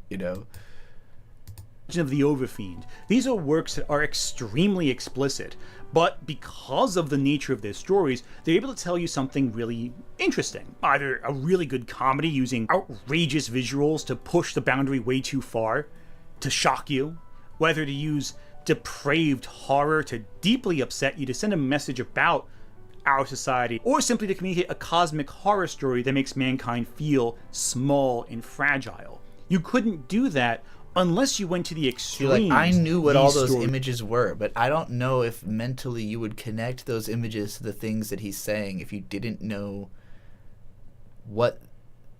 Was one of those Cathead Inako?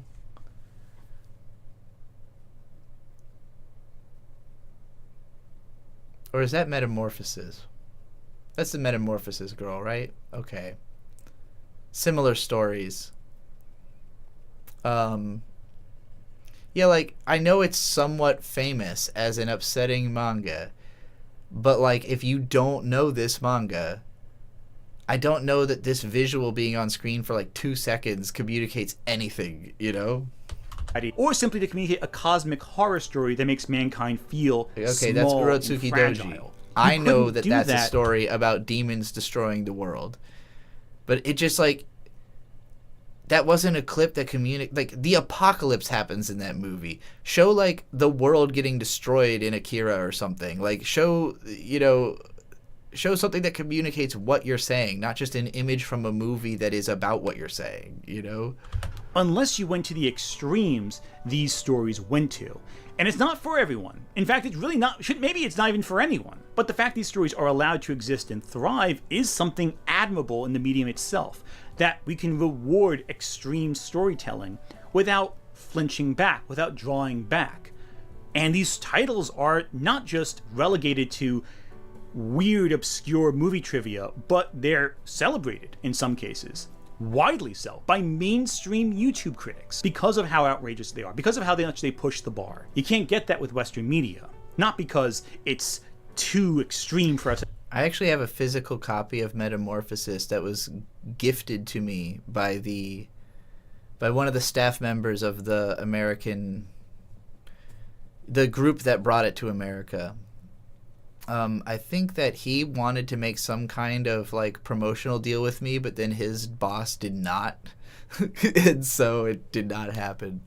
But he gave me a free copy of sensibilities, but because no studio would put money into something so outrageous with such a limited potential audience. You wouldn't make back your budget. But also, I do want to mention one thing before we move on, and that's josei. Josei can sometimes have some pretty explicit stuff, but it's written for adult women. And often, they have a brutal honesty about the way the world works and the way relationships work. One good example of that is the story, She Loves to Cook and She Loves to Eat, which is a story... You see, in Japan, you have manga for women, which are, like, realistic and tell you what the world is like. And then you have manga for everyone else, which are the most absurd fantasy you could possibly come up with. Why are Japanese women the only one who that's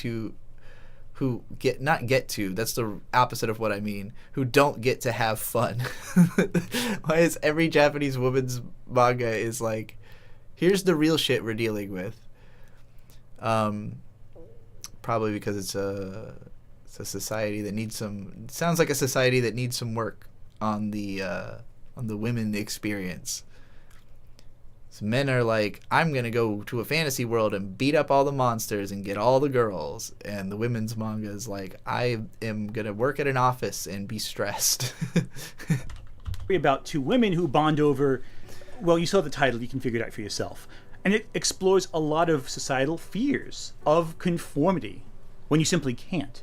How you conform to a system when you just don't align with that system. And of course, there's a cute romance in there too, but the ideas it explores are very serious, and they're externalized through the romance very effectively. Which is a shame, because due to right-wing laws pushed in places like Texas, certain anime may soon be completely If you like the animation of Kite, just look into Yasuomi Umetsu. He's like a legendary animator. Everything he's ever animated is phenomenal to look at. Just look up his name on Sakugaboru and fucking indulge yourself. He's got a new anime coming out soon. Accessible to their audience. Well, Texas lawmakers are pushing a new bill that could impact artists and anime fans. The goal is to crack down on obscene images involving minors, even if those images are drawn or generated by artificial intelligence. Under this proposed law, if any image appears to show someone under 18 in a sexual way, it could be illegal. Now, supporters, including Lieutenant Governor Dan Patrick, says this bill is about protecting children in the digital age, but the anime community is concerned, saying the bill's broad language could put innocent art and artists in legal jeopardy. Now, the bill, it has already passed out of the Texas Senate Criminal Justice Committee and now heads to the House, where lawmakers could propose their own version. Our Real One Belogan spoke to business owners who support protecting children, but worry the bill's vague language could target art that isn't meant to be obscene. Godzilla. Let me put this in perspective for you. Without qualifiers as to what counts as obscene, it could include anything. It could include a girl wearing shorts that the judge deems slightly still on too topic? short. It can include any discussions about human anatomy of any kind. It can include Ranma turning into a girl from a boy or whatever. Something that is uncontroversial for 30 years, now all of a sudden illegal. I guess that the grifters should be happy because this means that there would have been no dubbing issue with Dragon Maid, because Dragon Maid would not have been able to be distributed. Because even ignoring the obvious concerns, the law doesn't even specify if the characters actually are children or not, just childlike. So the art style might include every single character deemed childlike by that law. Just unpack that for a second. That would obviously really, be the unpack case. just how vague it is. Because there's if no anything, this law ages actually of supports Disney, characters because in the Disney first doesn't allow place. hand-holding They're in their drawings. movies anymore. So let's be perfectly frank. When someone's like, but this character is technically old. They're technically a fucking drawing. They're not technically fucking anything. You could light them on fire and burn them to death in your hand, and it means nothing on a legal standpoint. I'm not committing fucking child murder if I light a photo of a child on fire, you know, like... Law is Disney's best friend because it wipes out a major competitor from the board. Which makes it really strange how so many right-wing grifters praise anime when actively supporting policies that threaten to kneecap the medium. Some business owners say they're already hearing from out-of-state artists who are concerned about doing business in Texas. Critics argue the bill doesn't define obscene clearly enough, opening the door for art to be misinterpreted. Bart and Lisa are legally considered real people in Australia. Australia has a lot of really embarrassing laws when it comes to obscenities. As I understand it, you are not allowed to be like flat-chested and do pornography in Australia. Like legit. They're like, if you look young, like you could be literally a human being over the age of 18 and they're like, you look too young to do porn. Like, I don't know who sits and decides like who swipes left or right, you know, on who's allowed to do porn, but that's a thing. That's a someone's whole ass job. Will, and if it passes, what kinds of penalties could people face? I imagine that's written into the bill. Yeah, and these are really, really strict penalties. So anyone who possesses, shares, or creates these images could face criminal charges. The first offense could result in state jail, and people who repeat these crimes could face up to 20 years behind bars. So their solution, even as businesses were actively withdrawing from Texas out of fear of this bill, they decided to pretend nothing was going on. So they're trying to give the impression here that this bill will make it so any content that has a character under 18 who is sexualized will now be banned in Texas. It will be illegal to consume that material, which would outright ban a lot of anime and manga, everything from My Dress Up Darling to even Dragon Ball. Now, of course, this caused a ton of fear-mongering on social media. People are weaponizing this, they're politicizing. I'm not gonna lie, it is quite pleasant to look at this little vampire girl avatar thing. I understand how this channel has followers, because you could watch this fucking thing animate all day. And it's become a huge source of contention and toxicity, and the problem is, it's actually a giant nothing burger because Dexerto made a clickbait headline and they're trying to mislead you so they can get more traffic on their website. And I think it's very obvious. Okay, Rev, so that means that when Reddit takes down a piece of art, you go ballistic, but when Texas threatens for distributing Dragon Ball manga, you're okay with it. Okay, glad to see where your priorities are. You don't promote something and then cut its legs out from under it. That's ridiculous. Meanwhile, these grifters say that Disney is the wokest woke company ever woke, when they haven't made any content more progressive than Sailor Moon, which came out over 30 years ago. A little more to the left. Oh, right there. Oh, that's perfect. When these right-wing grifters talk about anime superiority, do they even know what they're talking about? There's a massive BL scene in anime, but Western media is too gay. But you're promoting Banana Fish and Yuri on Ice? promoting stuff like Loveless, you know? What are you doing? They don't know What's about going on that with shit. that?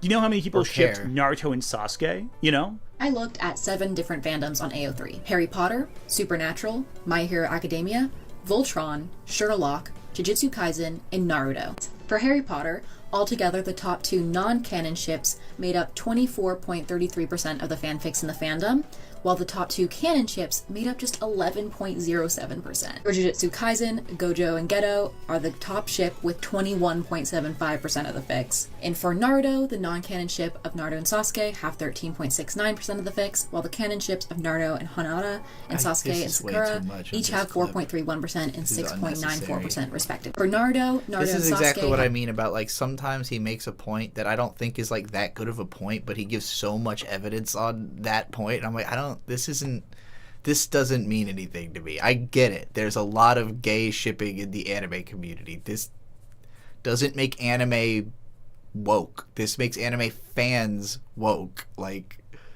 have 342.7k posts, Naruto and Hinata have 279.9k, and Sasuke and Sakura have 276.9k. This is an example of how AO3 skews towards the non-canon ships because the difference was a lot bigger. and on how there. many of those ships are even, like, how many of those fics would you even consider woke if you read them? You know, you'd just be like, I mean, it's gay. That doesn't mean it's woke. But Naruto and Sasuke still have more. These non-canon shippers carry the fandoms on their backs. The Fujiyoshis making your 2 faves fuck? Yeah, they're the backbone of your fandom. Without the non-canon ships and their fans, every fan base would be a lot smaller and would not be the same thriving community that you have. And how many people who are part of the industry are members? Where are these thriving communities? Where are they? Where are these thriving anime communities? I don't see this stuff. All this stuff that people talk about when it comes to the anime community. Where are these things? Where are they finding? Maybe it's just that there's not an anime I love enough to find its fandom, but, like, members of the LGBTQIA community. Like, for example, noteworthy VTuber Amelie. Guys, no. This was my bio-awakening. This cannot happen. This was the one time where I was like, why the lady hot? When I went to Anime New York City, Amelie's line was about 3 hours long.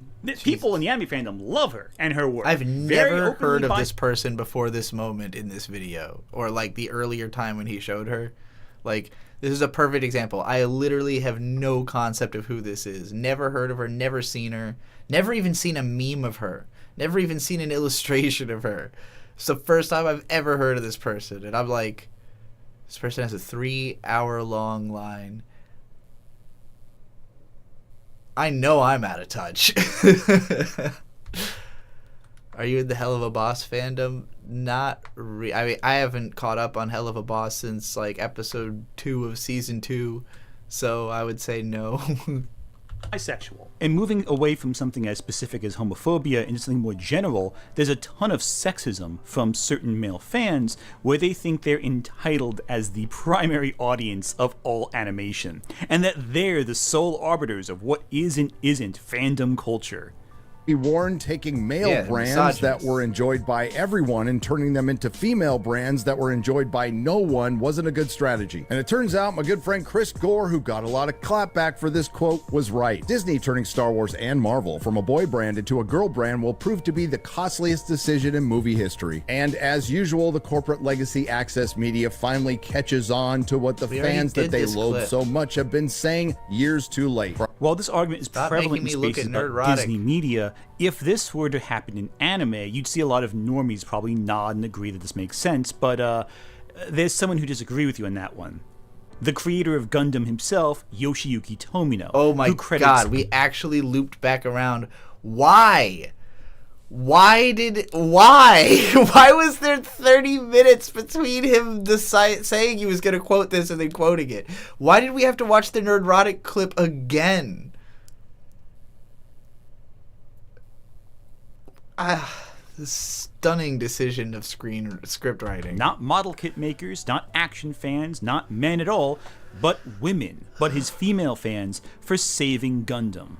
To quote, what I want modern day Gundam fans to understand is that Gundam wasn't same fucking thing in the West, by the way. Women created the entire sci-fi fandom. The Star Trek was brought back by the women fans and the shippers, the Kirk Spock shippers. Like, it's always been this way worldwide. If you lose the women, you lose the audience. That's what this video should have been way more focused on, is not like the fucking price of manga, but the fact that manga has I mean, ultimately the point of this is, yes, manga is more woke than Disney, but, like, you could have said so much more about how woke manga is. Like, you could have gone way in on the wokeness of manga. This video is infinitely broad. It really is. I start making vids about wokeness ruining anime to go viral. I wish I mean, I could make fake videos about anime, wokeness ruining anime. What I would do is pretend that a bunch of 70s anime are just coming out and, like, complain about how woke they are or something, you know?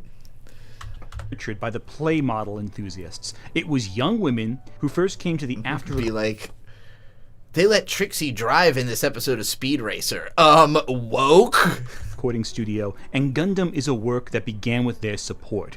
And it was a work that had in the first episode, Speed Racer wouldn't let Trixie drive his car. But by episode 15, the woke mob, the woke mind virus, had infected Speed Racer to such an extent that he allowed Trixie to drive the Mach 5. This shit is woke. I guess that's my anti-woke video voice. This is the voice. It's Muscle Man, I guess. You know who else makes woke anime? My mom! Connection to the popularity of Gundam play models. So I think the most important thing is creating a work that will attract those kinds of girls to it again. I don't think movies as an entertainment industry can succeed without touching on that kind of fundamental portion. The very first fans of the original Gundam were women. Definitely not the play model enthusiasts with both. And women are how they've revived Gundam over and over again. In the 90s, when Gundam was waning, they filled it with pretty boys for Gundam Wing, and it got big again. And then, when Gundam was waning in the 2010s, they filled it with lesbians, and now it's big again. Both Gundam and Raideen they did. Iron-Blooded Orphans was definitely some yaoi bait shit, but the newer Gundams are all they've hard steered into the Yuri appeal with the new Gundam. Tends to be active. 90% were girls. Among a gathering of 1,000 fans, about 100 were boys. Around when the first cour ended, young women began to gather to the after-recording studio. It took until much later for male fans to make an uproar, around the time the series got cancelled. I thought, you're late to the party. Female fans and shippers make the core component. Rude Boy said, I can't lie, watching Naruto as a kid and seeing Haku, femboy character, confused the shit out of me as a kid. Haku is my fucking spirit animal. Haku was literally the avatar of the Discord for a long time, but that's how I got like into. Oh, I know this guy. He's a fucking idiot. You talking about the Anthony Gramuglia guy, Marcy? Yeah, this video has been like making the correct point the wrong way for 40 straight minutes. It's been kind of frustrating. It's like this. He's not wrong. He's just right badly. Yeah, it would have been much better if he had brought the quote up at the beginning of the video and just focused the whole thing in on that. Like, just make the whole video about how core women have always been to, like, this is the closest I've liked an Anthony video. Well, damn. Is he really that bad? He was defending Neil Gaiman after he got outed and somehow that spiraled into a transphobic rant. Ooh. Well, now I don't feel bad about how hard I've been laying into him for this video, because the whole time I've been like, I mean, it feels like you're trying to defend anime as woke. But yeah, that doesn't sound very woke at all. Defending Neil Gaiman and going transphobic. Sounds wild. I guess I could see thinking defending Neil Gaiman would be woke, because Neil Gaiman is one of those male feminist types, but fandom. So, to act like young men are really all that important is underestimating the people who are there time and time again. To act like anime exclusively caters to those young men, well, that might be a sign that the most loyal... Honestly, if I, self-identifying as a man, was going to make a video about how feminist anime is, I would have just, like, interviewed a bunch of women about it. Like, my version of this video would be like an Illuminati video, but where you got, like, a council of 6 women explaining why anime is woke, like, why women are buying manga. Who is Neil Gaiman? He created The Sandman, originally the book that Coraline the movie is based off of, and like a whole lot of major, like American Gods, a whole lot of like spooky, comics and shows and type of stuff. And he was basically accused of doing all kinds of weird, fucky shit in previous relationships. I don't know all the details of it. All I know is that I grew up with a tremendous amount of Sandman merch in my house because my mom was a huge Sandman fan throughout the 90s. And so, yeah, it's definitely a bit of a, oh, yeah, we've had like a shrine to this, this sex criminal at our house since I was a kid. But hey, I guess everybody experiences that with some artists they like. Members of the anime fandom are not being catered to. It seems strange to me that you have these grifters talking about how anime is so anti-woke when people involved in production are the exact opposite of what these grifters are promoting. And that's not even getting into the manga creators themselves, like Yu Watase, who is a non-binary creator who has incorporated tons of cross-dressing, tons of queer text in her work since she was in her 20s back in the 90s with some of the most influential... I think if somebody is X gender, you're not supposed to say her afterwards. Shoujo titles to come out in that era. You would not get the modern isekai genre without Yu Watase. So when a lot of these grifters talk about anime, we can confirm they don't really know what they're talking about. But let's talk for a second about traditional masculinity, because that's important. Because while anime has no shortage of aura-farming badasses, many shonen heroes are outcasts. Luffy from One Piece, the most successful anime manga. Okay, being an outcast isn't woke. The fuck are you... Okay, he's trying to say that they're not traditionally masculine, but like... That's also why people didn't catch on to One Piece. This is history at this point. Is basically an asexual pirate who hates all form of authoritarian government and seeks to create a world where all folks are free. Like, Luffy, I don't know. I guess this hits weird for me because I came up as an anime fan during a time when like the guys who like manly anime hated One Piece. It's cartoony garbage for children. Like they wanted everything to be Fist of the North Star.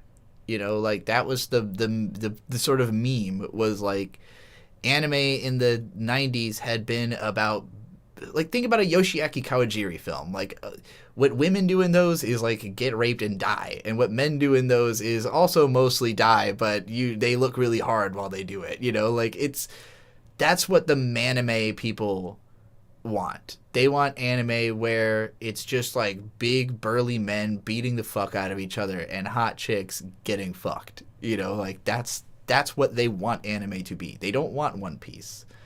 One Piece is popular in spite of the conservative anime fans, you know? He doesn't care who you are, so long as you don't hurt innocent people. That's the protagonist. That's what the story is trying to promote. That's the ideal, that all people have a right to be happy and free. This, by the way, is one of the reasons why the One Piece live-action adaptation is so diverse. To stay true to this idea that all people of all walks of life deserve life, liberty, plus and it's the a fucking adventure series about picking happiness. Up people from all over the world. Yeah, a lot of grifters saying otherwise. And is that traditional masculinity? I don't know. But then you get characters like Okarun from Dandadan. He's basically a socially awkward dork who starts the story by having his ball stolen. Is the only way to put it. And yet we see him become stronger and grow into a better character without fundamentally changing One the Piece core. is woke is such a huge conversion. Like, I don't think people who say that are wrong. I think they're missing a huge part of it for sure. I would not personally consider One Piece woke. I'm sure it's probably trying now to be more woke or something, because Oda probably, like, in the same way that, like, Reki Kawahara has come out and, like, apologized, like, for the way that he treated women in his books. Like, at some point he received enough criticism about it that he went, you know what? Now that you all mention it, I have treated women like shit in my stories. And I think that's more or less why the whole SAO rewrite exists, is literally just to, like, show that Asuna is in fact her own whole, like, she is actually as important as Kirito. Like, that's what those he literally rewrote the fucking books just to make an Asuna a bigger character, like, out of guilt for how badly he wrote women. So, like, I could easily see One Piece taking a similar route of, like, you know, maybe I feel guilty about how I handled trans characters back in the start, so I'm going to handle them a little differently now type shit. But, yeah, I mean, I feel like here's what I think is the bigger underlying issue that makes this video feel so weird to me, is that woke, like, people who are actually woke, and conservative, like, people who are actually, like, give a fuck about this shit and talk about it on the internet, are both small minorities of the American populace, which is like 95% totally doesn't give a fuck whatsoever.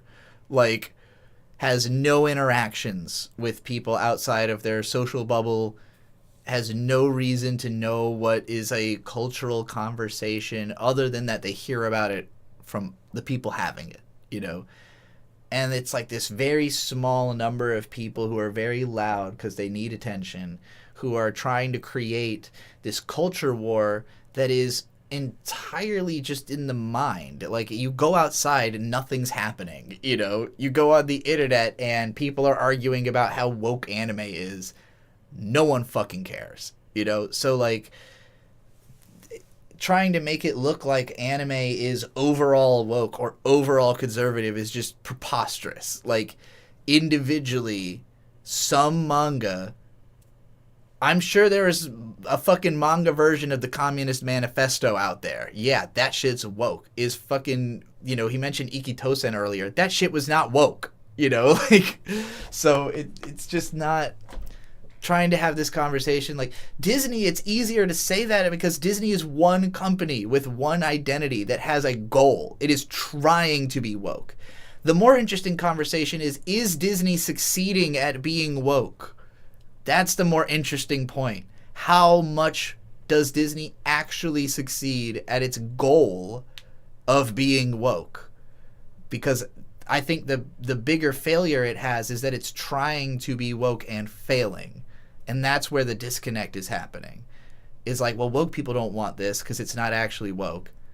And normal people don't want woke stuff. They're not, like, after that, you know? They want normal stuff. So that's where Disney's in this weird position. With anime, if you're a woke anime fan, you just don't watch the stuff that's not woke. You watch the stuff that is woke, you know? So, like, you know, it's just it's weird to compare, an entire medium to a company. If we were just talking about Toei, this would be a way more interesting conversation. Who is more woke between Toei and Disney? Or between just Shonen Jump and Disney? That's an interesting conversation. I don't know who would win that, because even in the context of Shonen Jump, you have some manga that really are not woke at all, and some that are a little closer. You know, like, Dandadan is somewhat woke, kind of, but I could easily see why a lot of woke people don't like the show, you know? So it's, like, what do I consider to be a good woke movie? Slay. It's a drag queen version of the plot of From Dusk Till Dawn, basically. Saw that. It was a free Tubi movie I watched last year. It was pretty good. Wasn't that good, but it was pretty good. What's another woke movie? I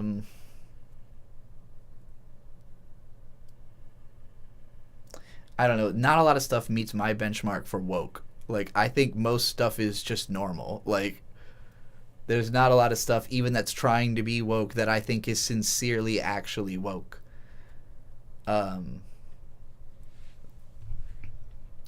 If you want something truly woke, read Hunter Thompson. Just read anything Hunter Thompson wrote. That's truly... Listen to, like, George Carlin was pretty woke. You know, he said some real woke shit in his later years. Fucking... I mean, there's a lot of guys who wrote the book on woke, you know. Read the books, do the knowledge, you'll get the woke. You know, I don't think shows and movies are where you should try to get your woke from. That's where you should go to get your I'm doing this because I'm human and I can't help myself. Is where you go to this type of content. More of who he is. It's healthy growth. And for that matter, as one points out to everyone arguing the show's overly sexualized, but do you think it's a coincidence that the aliens who try to assault Momo are dressed like Japanese businessmen? The very people who in Japan are known to grope. See, like, now we're getting into granular analysis of a specific scene from a show that he didn't even describe. Like, he's just fully assumes that we have seen Don Don, we know the controversy about Don Don, we know what happens in the scene. Like, he skipped past all the context to go right into analyzing this one specific moment, and he's trying to defend this as like, oh, but this is what it's really not, though. Like, it like, the reason it's controversial is that it's not successfully woke, you know. So, like, in trains, and that the main characters who are teenagers beat the crap out of them. Anime is heightened wish fulfillment, is what I'm getting at. And while there's some wish fulfillment elements that we as Westerners can identify, there's a lot more that we don't. And to pretend that we understand all of it is a shortcoming, unless we know Japanese culture intimately. And I don't. But I recognize some things more than I think these grifters do, who try to grab onto the anime train as though it's their ticket to promoting an alternative to the Western woke media. They recognize Western wish fulfillment, but miss Eastern wish fulfillment. It goes over their heads quite often. And because of that, it throws in another factor here. Let's talk about male loneliness. The male loneliness epidemic is a term we see thrown around a lot, both in fucking 41 minutes into this 53-minute video. By the way, let's talk about the male loneliness epidemic. That's a whole other video. America and in Japan. A lot of men throughout the entire world are deeply, deeply lonely. And that's because of a number of factors. You know, from an inability to form new friendships, or difficulty interacting with people offline, or difficulty finding an...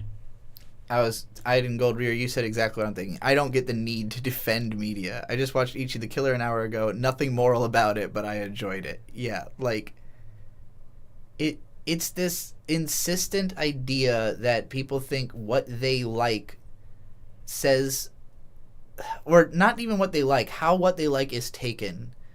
Like, we'll say something, we'll, like, reflect on them. Like, if people think that this thing is degenerate, and they think I like that thing, then they're going to think I am degenerate. And, like, so I'm going to try to convince them to not think that. No. What you need to be thinking is, those people are stupid, and so I'm not going to listen to them. Not like I'm going to make a convincing argument and everyone's going to stop calling me degenerate. Like, that's not going to happen. Those people are going to ignore you. The people who already agree with you are going to go, yeah, you're right, stick it to those assholes. But, like, you're literally preaching to the choir. Nobody's learning anything from this video.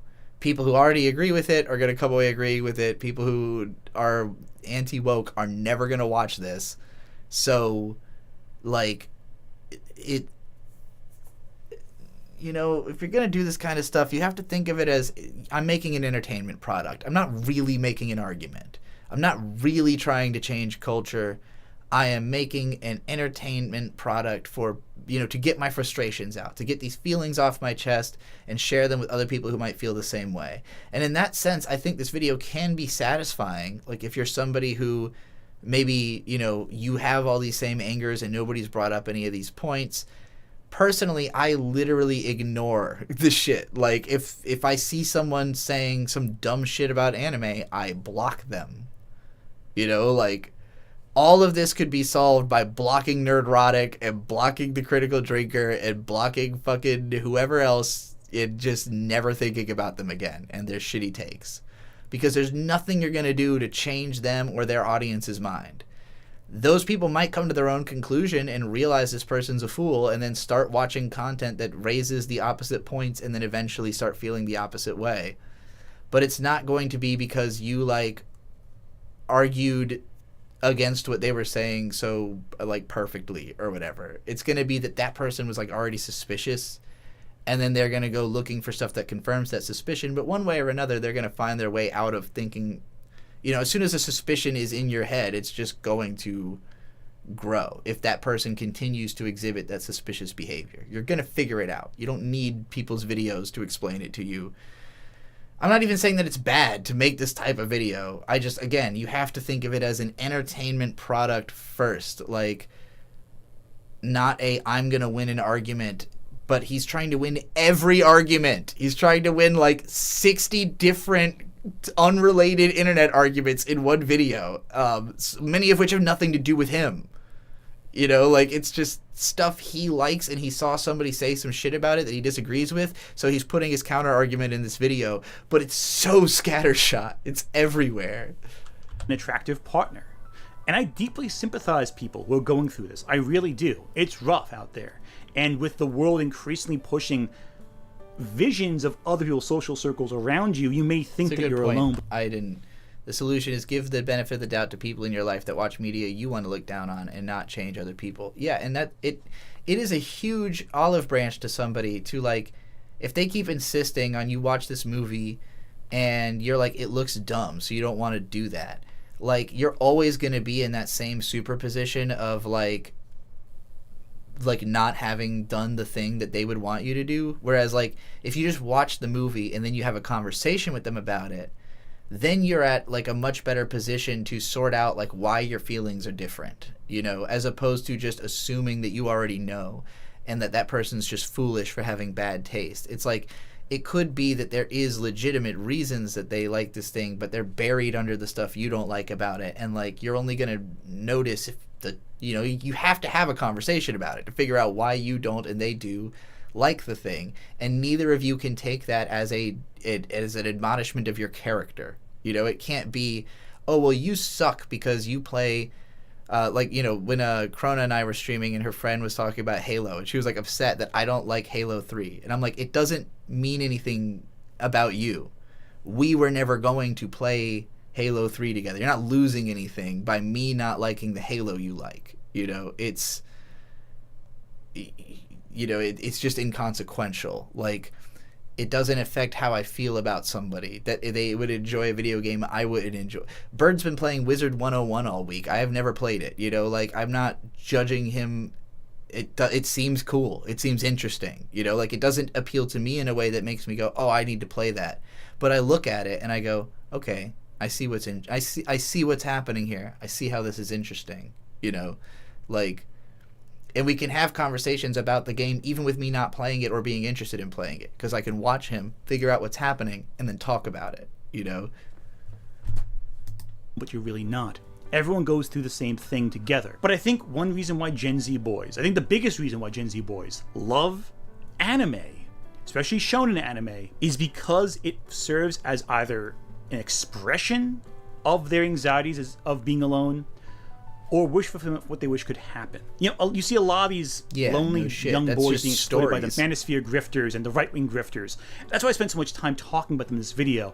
A lot of right-wing grifters will take boys who are feeling lonely and twist that loneliness into something destructive. It's women's fault that you're lonely. It's the corporation's fault you're lonely. It's the woke mob that's making you lonely. It is the company and corporation's fault that you're lonely. Anime, though, offers an alternative answer. That I gotta pee again. I'm gonna play more of this Call of the Night video. Inside the meat of their victim's neck, forcing them in that moment to surrender themselves, as the sharp objects lodged in their throat must not be disturbed. In this moment, the human's independence is taken away from them as their very life essence is drained, but on some level they know they desire that liberating sensation of being exploited. Vampires simply are sinister creatures of lust, after all.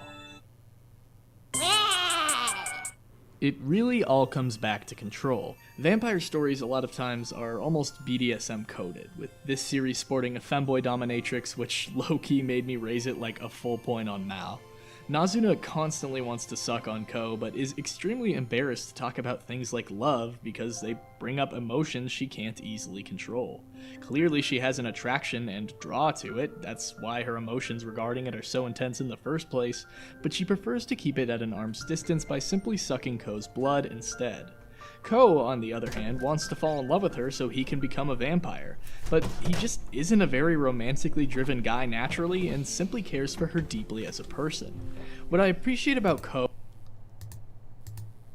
Loneliness exists, but you can find happiness through friends and self-betterment. That's an attractive message to a lot of people. That's that also is what Marvel's inspiring, about, that though. raises you up rather than pulls you down. Anime is, by design, perfectly suited to appeal to Gen Z boys undergoing a very unique form of isolation. And again, this isn't a new thing at all. Oh My Goddess back in the day was a hugely popular series for young men. It ran for decades, and even though nothing happened for dozens of volumes to further the relationship between Belle Dandy and was it Keiichi There's, was his like, name? Can you tell I'm old with all these tons references? of Let's go a little more American modern. media that's like a lot this. of shonen I anime guess center not on from relatively Disney, weak and vulnerable boys becoming strong, gaining a group of friends that through love and support who care for each other. Dan I think is a great example of this recently, but so is My Hero Academia, Black Clover, Demon Slayer, Attack on Titan, all focusing on protagonists who fulfill What this about- fantasy for young boys. A friend group, strength, authority, becoming a man. But I think over time the shows take these in different directions. The stories veer in different paths. Some find satisfying, some find thematically compelling, and some find disappointing. Even Naruto, one of the biggest shonen manga of all time, starts with a main character who's basically a loser. He's an outcast among his peers. He struggles in school. He is impulsive, but has a very good heart. I know a lot of people with learning disabilities, I think, who really connected with Naruto, really saw themselves in his story. The initial appeal of Naruto, I think... I know a bunch of learning disabled people, I think, who really resonate with Naruto. Do you think that? Or did they tell you that? So that'd be a weird thing to just think when you haven't been told that. Is kind of proof why the show is so successful. It connected to young boys in a way that other art just didn't. Iron Man is not as immediately relatable to young boys as Naruto is. Why is it a shock that Naruto became so popular? The entire isekai genre but is based Spider-Man is the fucking comparison, not goddamn Iron Man. Come on! Spider-Man is about a kid fucking making friends in high school and... Spider-Man and Iron Man have the same relationship as Midoriyama and fucking Midoriya, whatever his fucking name is, and All Might. It's the same fucking thing. on wish fulfillment. The idea that you're just a dork who plays video games, but you're the best video game player ever, and you use your knowledge of games to advance and further the plot. And it's become such a trope that some stories like ReZero, I suspect this guy has and not seen a lot of Konosuba, Marvel Disney. later, which I like a lot more than ReZero, have taken that and kind of played with it and turned it on its head. And while I think that Solo Leveling is a slop series, I think it appeals to an audience that's faithful to it for that very reason. It is that wish fulfillment. I may think it's stupid, but to its audience, it isn't. To its audience, it's the best damn thing they've seen, because it gives them that sense of power, that sense of joy that life just isn't giving them at this stage in their lives. And so for this audience at this stage, it's the best thing they've ever read. It's the most important thing they might have read. It might be what gives them some motivation to get up in the morning. It might be what gives them some perspective on their own lives. Who knows? Art affects us in different ways, and it's clear that anime is influencing people at a core level, saying that you can have the strength to better yourself through self-improvement, through addressing your own flaws. How is Marvel and Disney products not doing all of that? Like, this particular section is the most frustrating, maybe, because every single thing he just described is also present in, like, plenty of Disney properties. Like, he just described what Thunderbolts is about. You know, like when I was just complimenting that movie earlier, like, yeah, it was a movie about literally the things he just said. How is this a unique to anime thing at all? Them. That it's not someone else pushing you down, but your own limitations, and thus it's in your control to do better. That's a good message to send to kids. It's a great message to send to men. Also, Gen Z are not kids. They're like... Gen Z is like 15 to 30. Oh, it's a great message. It's better than what you're getting online sometimes, where they blame someone else for your problems, like, you know, the woke people. No, you can do better for yourself on an individual basis. That's an inspiring message to have. Another component of these anime, a dark side. Many shonen anime involve the protagonist confronting and dealing with their darkest impulses, often manifested as some transformation. In all these stories, it's not simply about overcoming an evil nature, but finding a way to exist in balance and in harmony with those darker impulses. It's no shock people love anime. It's no shock that so many bodybuilders love anime, because it speaks to their own... All right, we're bringing in the bodybuilders now. Athletes love it for that same reason. And there are many anime out there that also address the genuine hazards of loneliness, of isolation. There's the award-winning manga, My Lesbian Experience with Loneliness. Yes, I know it's not about boys, but bear with me on this. Dragging everything in here, on man. The impact of isolation. You're right, he is just naming series of being at this an point. outcast. It's a deeply disturbing story that's brutally honest about How the are we still author's bringing own new life manga experience. into this? And It's fucking... Okay, unflinching. whatever. I guess there's still another like great example. 7 One of the minutes most popular anime of all time, Neon Genesis Evangelion, brutally deconstructs the core trope.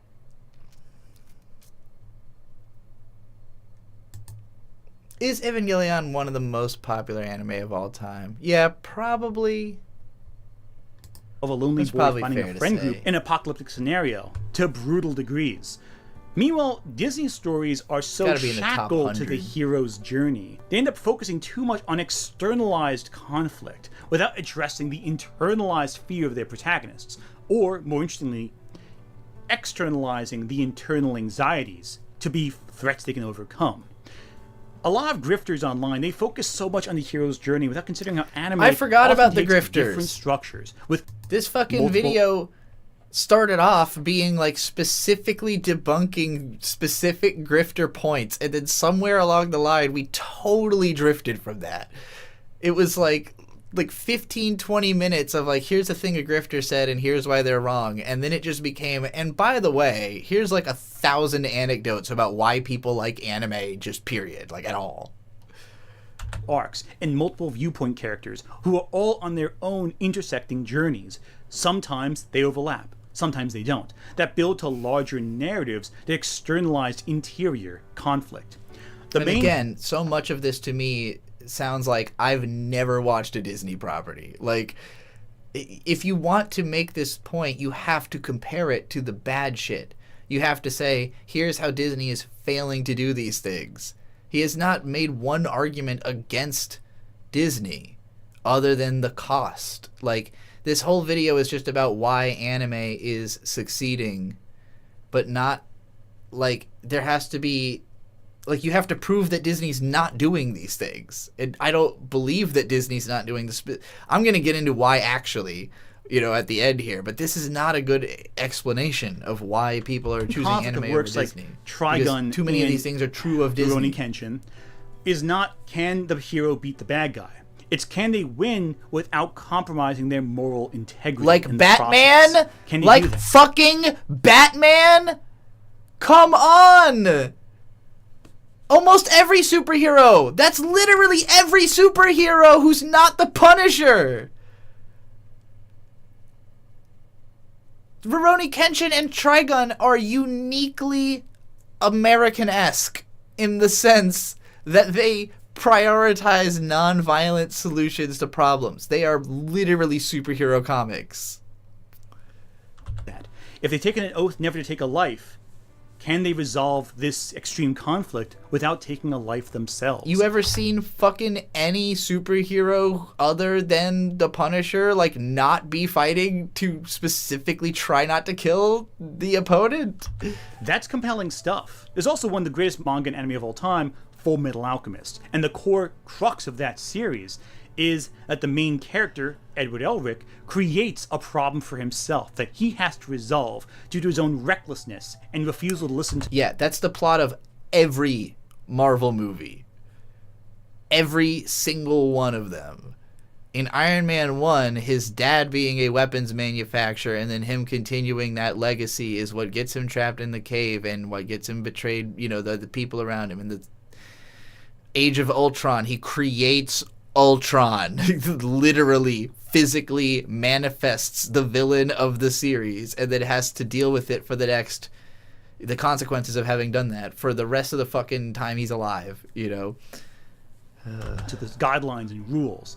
And he creates a problem that he has to overcome himself. And that shows the consequences of one's actions. It shows that you may have to take accountability for the damages you may cause, no matter how many good intentions you may have, if you are reckless, if you do not think things through. These are intentionally powerful narratives. And it's literally just all stories. Like, a lot of the stuff he's saying is like, I can't think of a fucking thing I could think of that doesn't have these aspects to it. Or necessarily to the hero's journey as we know it. And audiences respond to them.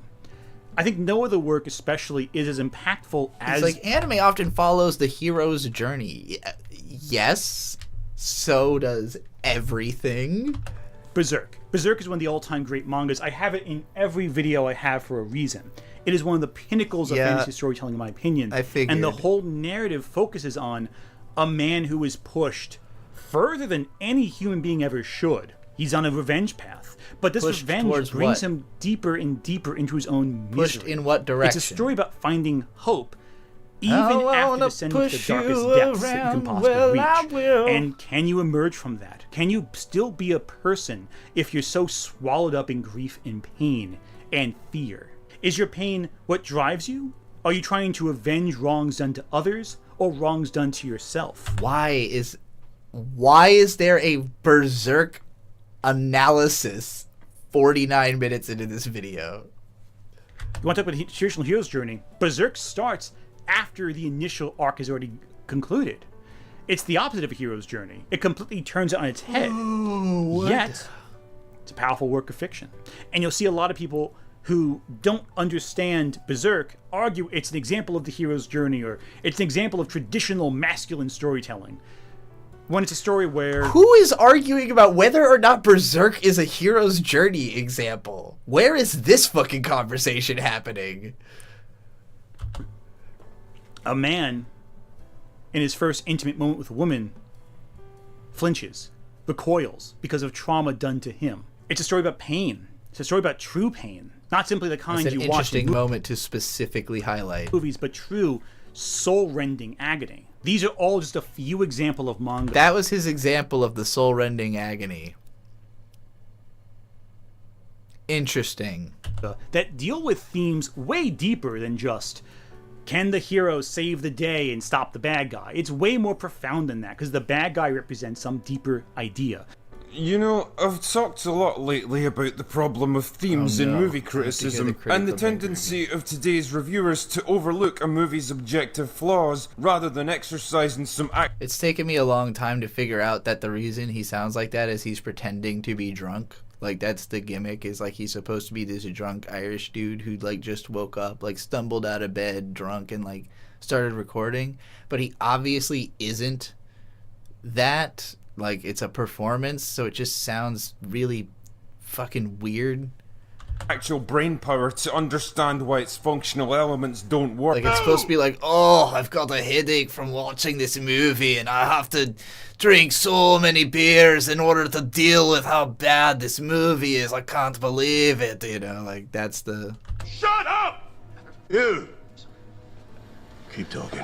And people online hate the idea of themes. They hate the idea of things meaning something deeper than what they really That were joke saying. should have but been at the start of the video. It's so vital to understand these stories are telling deeper, more compelling messages than you can possibly know.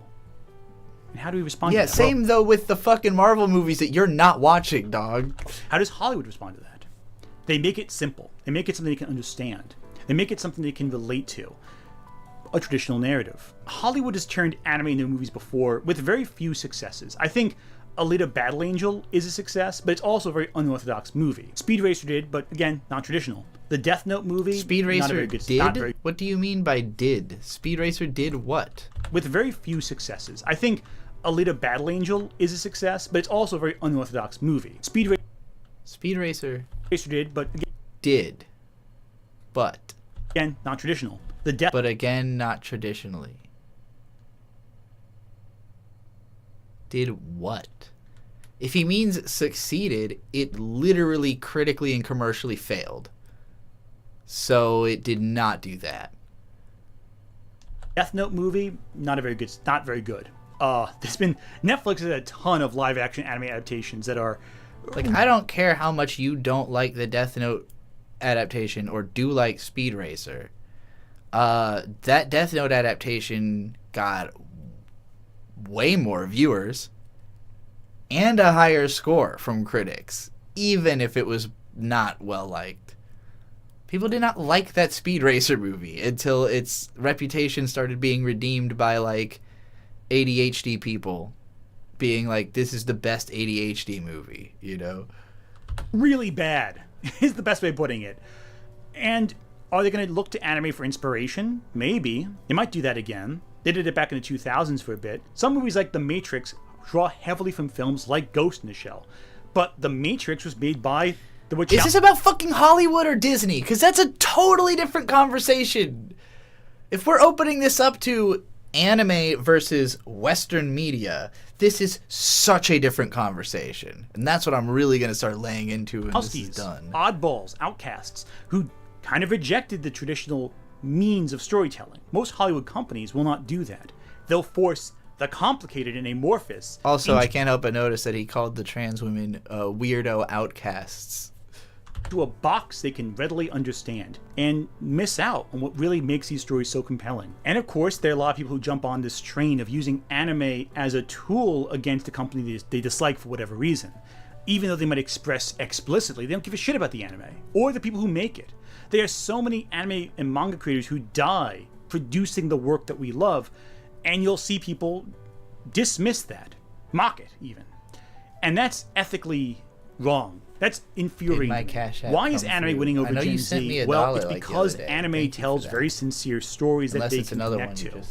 Even Your Name, which I started off making fun of with Tomino's comments on it, it connected to its audience because it spoke about a real topic that they found impactful. Their sense of isolation, their sense of a need for belonging to someone else, their sense of identity. These works are drawing audiences away from more traditional blockbuster institutions, not because necessarily they're not woke.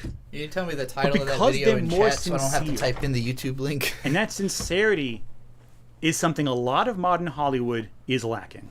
Yeah, probably stuff like that. You know, Crouching Tiger, Hidden Dragon, I really like that. I know it's like Chinese, I think. That video was so chaotic. But that yeah, it's infuriating because at the end he suddenly opened it up to being, oh, modern Hollywood. And I'm like, I thought this was about Disney. Is this about anime versus Disney? Manga versus DC and Marvel? Is this about American media in general versus anime and manga? Because those are all totally different conversations. Manga and anime isn't beating Western media overall in terms of how popular it is. It's beating Disney. According to this video, and whatever articles it's talking about. Disney's one company. They don't make that much shit compared to how much anime and manga there is. Like, I have seen Fully Coolly Reanimated and it fucking ruled. I think we did that on stream at some point. I need to leave for work in a few minutes, so can I make a request for you to watch Taco P's Original Sin for a later video? Contact me elsewhere, and we'll talk about potentially that. I don't really want to watch it because it seems really depressing, but you know, for a price, I would do it. Okay, so this video is particularly frustrating to me because, again, if we were taking Disney versus Toei, the conversation about which one is more woke would be legitimately interesting. Because like we'd be putting like MCU versus One Piece. We'd be putting like you know, what's something else Disney owns? We'd be putting the Disney Princess series against Precure. You know, what's more... I think Precure might be more woke than the Disney Princess series. Like, Precure has trans characters. Precure has, like, femboys and shit and lesbians now. I don't think we've had a trans Disney princess or a lesbian Disney princess. Right, Star Wars. So it would be Star Wars versus... What does Toei have that's, like, more sci-fi? Yeah, Disney princesses versus Precure is a debate battle I would love to see, said Tomo. Me too. Now that I've said, like, already a more interesting idea, right, than this video, even if it's just those two franchises. Disney princesses, Precure, what's more woke? Not what's better, what's more woke? Because I think Disney princesses have taken a long time to even be a little woke. But even then, they're not that woke. They're still all beautiful. They're still all, you know, straight. There's like, maybe, they're like mostly white, you know. Precure, first of all, none of them are white. So maybe like one, I don't know. So you already got that part down. I think some of them are like aliens and stuff, like literally aliens and foreigners and such. I think Precure might have Disney princesses beat for woke, but what if we put like Dragon Ball Z against like, I don't know, let's put Dragon Ball Z against Star Wars. Dragon Ball Z is more or less sci-fi, science fantasy. Star Wars is definitely more woke than Dragon Ball. Dragon Ball is not terribly woke at all, you know, and that's like the biggest manga of all time. Is One Piece is not nearly as woke as the MCU, I don't think. The MCU is trying really hard to be woke. I don't think One Piece is at that same level of woke. I don't think One Piece, particularly if you've seen like some of the newer Marvel stuff, is like quite woke, you know. So yeah, I would say it's a tough competition if you're just talking about Toei and Disney. Both of them have some stuff that's they've both been around a long time, so they've been around long enough to have a bunch of old shit that is deeply conservative. And their current output is a pretty good mix of stuff that's somewhat woke and stuff that is like really woke. You know, both Disney and Toei have these issues, and they have a comparable number of franchises to their names. You know, like, we're comparing the biggest anime studio and brand studio in each country together. You know, like, that makes sense. Disney versus Toei. If we're talking about, like, broadly anime and manga versus, like, let's say American comic books, for instance. Like, I think that the problem is not that comics are not woke, it's that comic audiences aren't woke. And that woke audiences haven't caught on to comics, but it's because the ones that they make, nobody fucking reads, you know? Like, I loved Batwoman. Batwoman's about a lesbian who gets kicked out of the military for being a lesbian and goes on to become Batwoman, you know? It's super gay, it's super progressive, it's really good, no one fucking read it. They made a TV show, nobody watched the TV show either. So, like, it's not that they're not trying, it's that the audience that's already there doesn't like that stuff. You know, with manga, again, every manga is a new it's a new attempt. It's for a new audience. So like, it doesn't have to worry as much about the existing install base. Now, if we're comparing like the DC imprint versus the Shonen Jump imprint, or even just like one publisher, like if it was Kodansha versus DC, that's an interesting conversation about who's more woke. You know, if it's Kodansha versus Marvel, that's an interesting conversation about who's more woke. Because I don't know that those brands own any of the really woke manga. Like, there is manga that is tremendously woke that runs in like obscure magazines and nobody reads it, you know? in the same way there is in America. The most popular manga are not, by and large, particularly woke, you know? So, like, I just think that if we're going to be drawing comparisons of, and beyond the woke stuff, all the stuff he was saying about, like, what is in the stories, literally the same shit is in the stories can only be written, like, one way.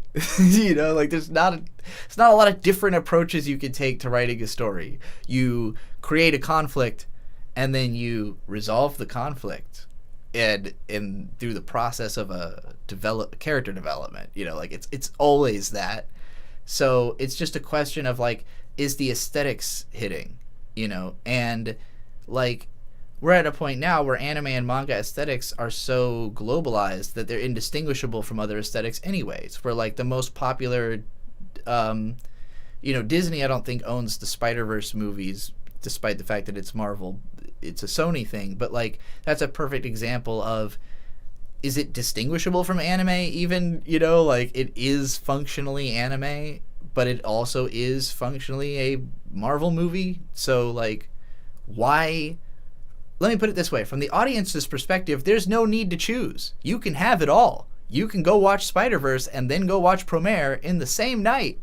You know, like, so it's just a question of, like, well, yeah, if there's more anime than there is American cartoons, which there is, then inevitably, as long as there's equal access to both, yeah, more people will watch anime. Why wasn't that the case in the 90s? We had no fucking access.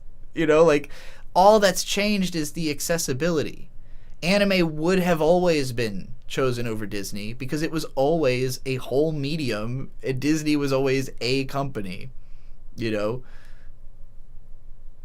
Is DreamWorks more woke than Kyoto Animation? That's a conversation. That's a conversation, you know? Probably not. I think Kyoto Animation's probably, like, the most woke, and they're not even, like, super woke. But they gotta be one of the most woke, right? Like, City the Animation's gotta be one of the more woke anime on TV right now, I would think. But is it more woke than Ironheart? I don't know. Maybe. It's got more lesbians, I guess. Like, is it more woke than... What's, like, the most what's, like, the gayest thing Disney's got? I know they got some gay shit. They got a whole gay day. They got a whole gay fucking... They got a whole, like, weekend every year. They shut the park down and only let gays in or something like that.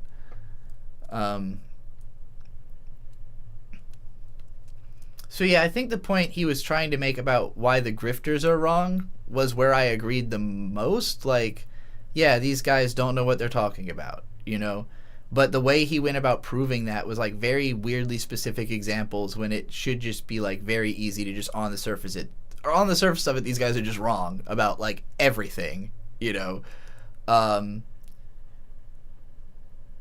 I don't know. This felt like it was really dedicated to trying to win a bunch of arguments. Like literally just a bunch of frustration that this dude had about having to read all these grifters say all this dumb bullshit, and so he's trying to prove everyone wrong in one great big video, and it just ends up feeling like this scattershot mess of a bunch of unrelated points that are being brought together without real cohesion, you know? Like, it's not making the statement it seems to think it's making, which is, like, that there's legitimate reasons that Gen Z likes, like, manga over Disney, and it's like, they don't, though. Like, individually, you have to look at, like, the most popular manga and the most popular Disney, and then work your way down that totem pole, and then realize you run out of Disney at some point because it's one company, and you can keep bringing in new manga and anime examples forever, which this guy did. He brought in, like, 300 examples of why anime is good, and half of that shit is also good about Marvel movies. And, like, no, there's just more anime, and it's more accessible. You don't have to buy an app. You can fucking go watch all this shit on Google, you know? Alright, I think that's all I have to say about this video. Gary, what was that request again?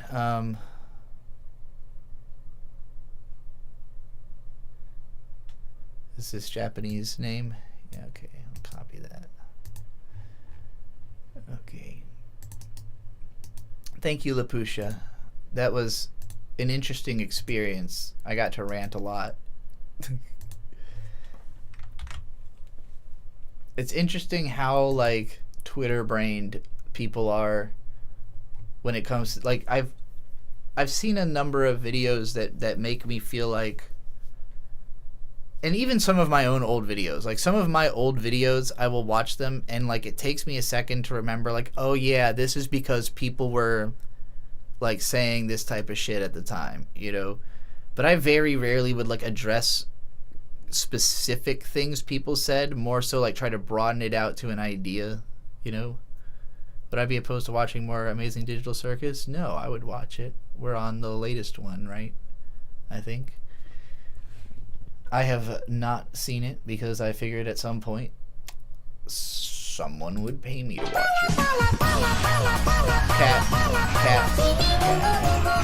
Little cat.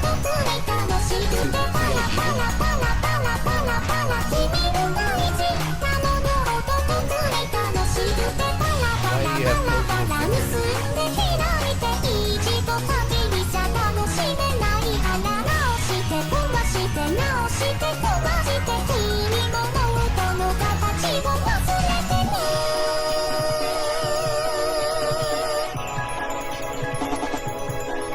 What a fluff. Big time fluffer.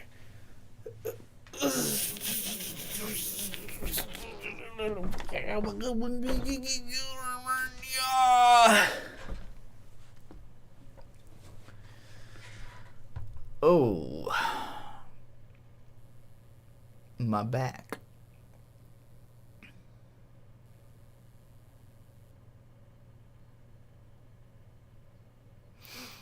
I'm trying to decide if I should keep taking requests or get up because my back's starting to hurt. Any time for a donation left? Absolutely. I'll definitely keep going if I keep getting requests.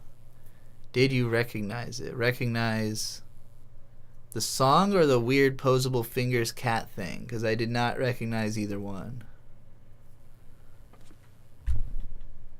This man's? Yeah, I don't know what that creature is. He's a freaky little dude. Can I request that you get up and stretch while still streaming? This is true. I can do these things. In fact, my camera's even so high up that my face would still be visible while I do it. At least somewhat. The song. No, I don't recognize that one. At least not off the top of my head. It's possible I've heard it before because it doesn't sound like unfamiliar, but most Miku songs sound the same to me.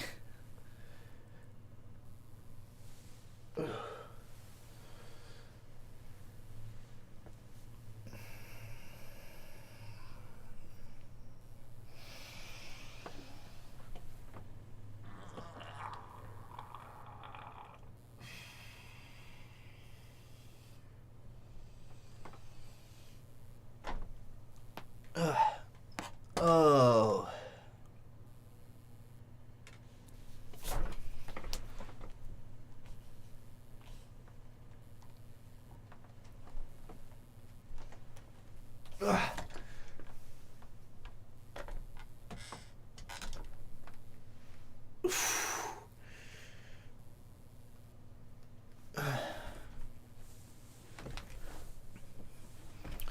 Gary with $3 says things will get much worse from here. I assume you mean physically. That's not true. That all depends on me and how I behave. My Instagram algorithm is trained to constantly movement shame me. And what I mean by that is that I get like constantly ads and videos about how to move better, like how to, like, for instance, I could be sitting like this and it would be better for my back. Like, I can already feel my lower back being stretched and like losing the pain in it. So if I was like squatted like this, you know, I probably shouldn't do it on the chair, but I could do it like on the ground. But it's just bad seating habits. It's the bad habit of sitting badly for a long time. By Kill Bill, the song It's a Request. Oh. Things will get much worse from here. I don't remember that from Kill Bill. I thought you were talking about getting old, because you're like, I'm even more old. Haha, my back hurts even more. You've definitely requested this of me before.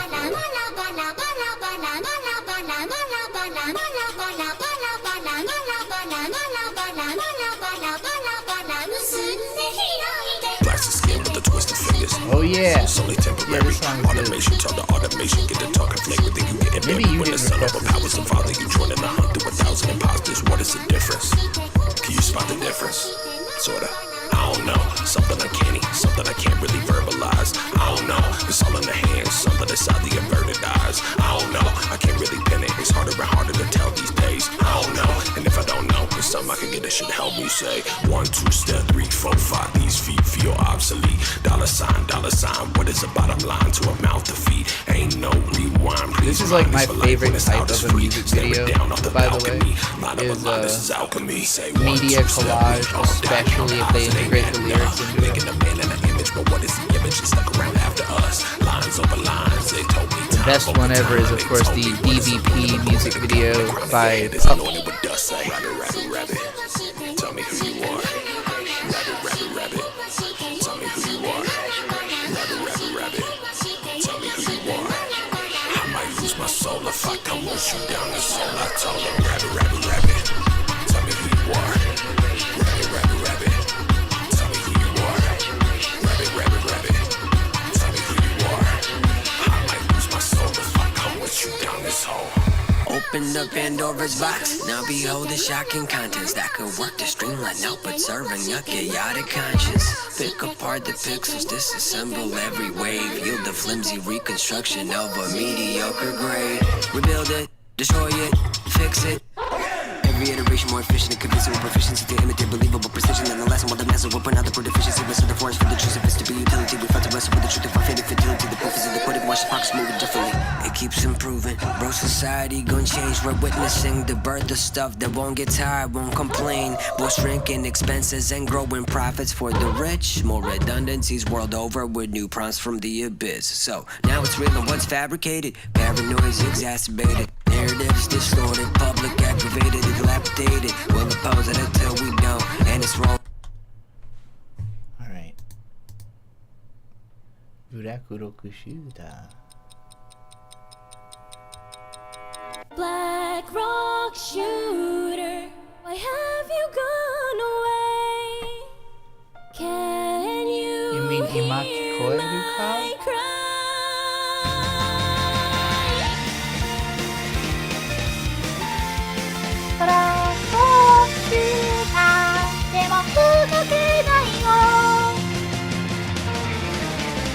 How much more do I have to run from this accursed fate?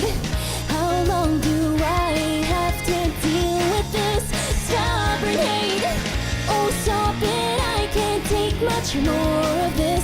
This is like surreal, because I've heard the actual Black Rock Shooter song like, 100 million times, but not anytime recently. So it's weird to be like, oh yeah, this song, but wait, is this song? Oh right, it is this song. It is the lyrics are in English. Nope, not yet. See, I haven't heard it in so long that I almost started the chorus. Hoping for the day will come when I can dream without a fight. Tell me, Black Rock Shooter, my final memory. The simple plot is some games back then. I want those again. Black Rock Shooter, no, I give up right now. A light shines through this sky that never ends. I'll shoot a wish to the stars for you, my friend.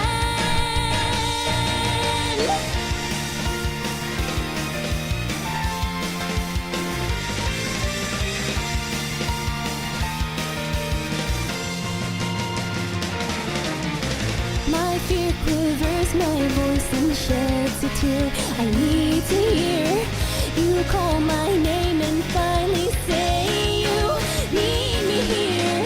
One step from walking off an edge. So this is a case where, like, I think this girl can sing really well, and I like the way she's singing the song. I don't love the way that these lyrics sound in English. Not really like the melody is not built for these words. And I feel like the words could have been modified to fit the melody better instead of trying to just sing it like it can feel. Some of these words feel awkward being sung the way they're being sung, and it's just simply a matter of like the translation, you know. Edge right here, watch me fade away. You could have done something, but it's too late to reach yesterday. Dawn cries through the night to find the morning's light. I'll try to move on, though there's nothing else inside. I'll hold the small light through pitch black, never-ending night. I'll always fight, hoping that the day will come when I can dream without a fright. Tell me, black rock shooter, my final memory. The simple pleasant days back then, I want those again. Black rock shooter, though you can't move right now. Y'all could hear me talking over that, right? It just occurred to me I have it like almost full volume.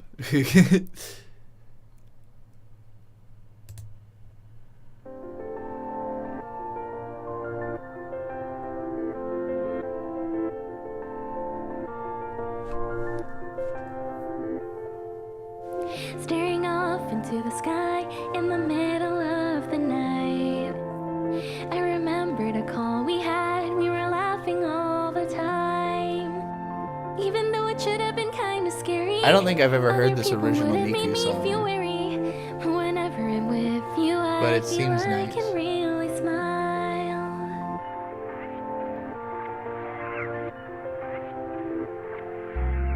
Through the alleys behind the streets, I've always walked apart, holding twisted realities I walk at the alone, I bottom walk of my alone. heart, letting rain beat down upon me and avoiding the sun where I could see. I was so surprised to find your hand so warm in mine. In a childish sort of reverie was us, overflowing full of happiness. But we always held on tight no matter what, and it was enough, just as if it was our first love. We watched the sunset, me and you. We sent memes of cute puppies too. Memes We of would cute get so puppies, offended wow. over stupid trivial news. We'd laugh while watching parodies and cry while listening to comedies. Two lonely and Very broken Gen Z, souls having the love time song. of their lives.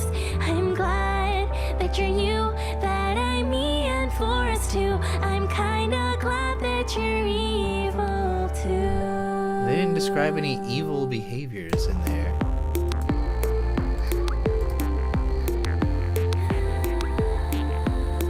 Is she gonna start killing Even people at some in the point? dark, I know there's that you're evil too. Looks like we got When I tried, angel wings. just as if it. We watched the sunset, me and you. We sent memes of cute puppies too. We would get so offended. Okay, I'm sorry, I don't really care for this song. It's a little too slow and boring for my taste. And sentimental. Getting sentimental.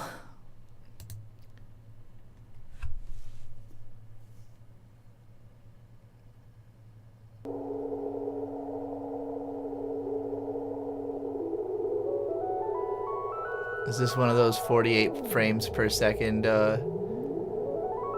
edits?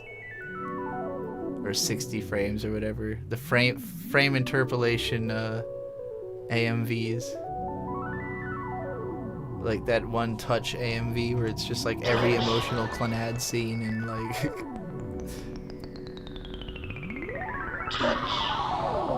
Wait, is this that? This is that, isn't it?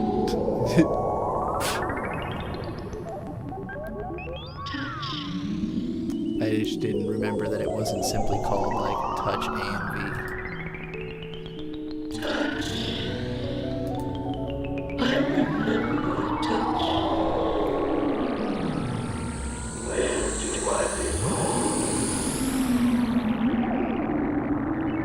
Actually, not even sure what anime that was with the, like, lady in the goop. Like, my brain was telling me Full Metal Alchemist, but... Oh, this must be some kind of Studio 4C. Yeah, this is like one of those weird music videos from Studio 4C, definitely.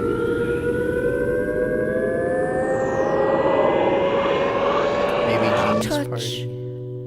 I remember touch. Pictures came with touch. A painter in my mind. Tell me what you see. It's funny because if this came out now, people would just think this was AI. I mean, it kind of is, but like, where do I belong? Not modern AI. Tell me what you see.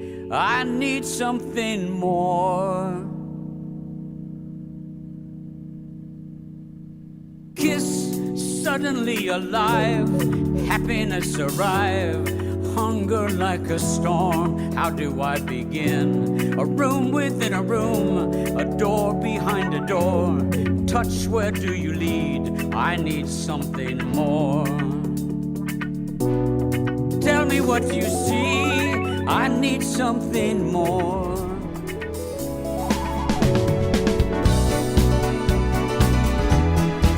Shit, be Daft Punk.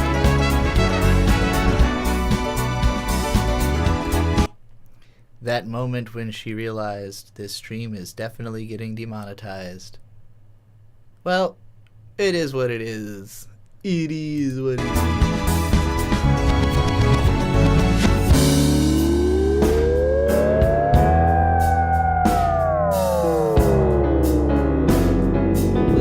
K-pop Demon Hunters cover song. Sure, we can do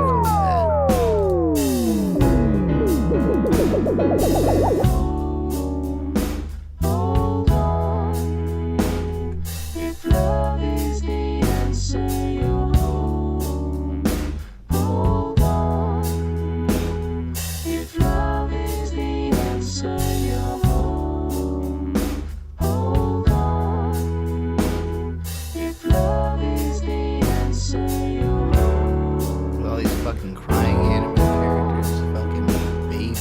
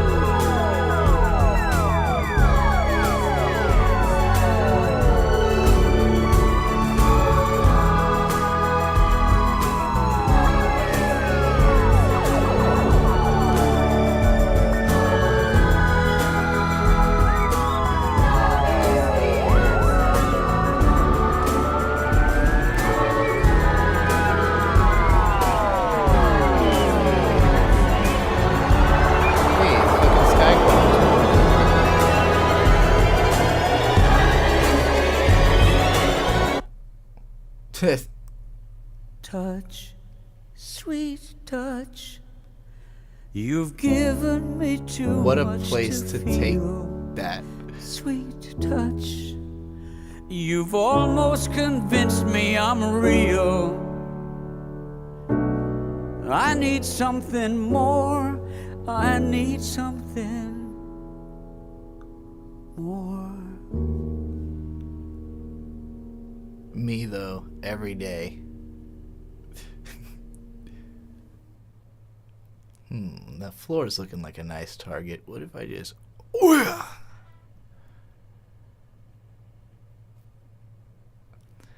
Yeah, Lapusha, why touch on that Ava image? It really makes the whole thing feel like a big troll. Like, I think they're trying to get you all emotional and then poof, jizz right in your face. Okay, let's listen to a K-pop Demon Hunters cover song.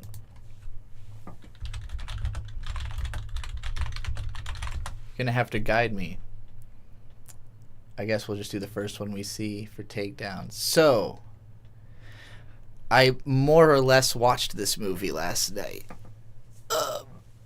K-pop Demon Hunters. I felt I will need to have seen this to be able to keep up with the zeitgeist and understand what people are talking about or caring about. And I was interested in it in particular because two of the singers I was already a huge fan of, but I don't like the music in this movie because it's K-pop, and I don't care about K-pop.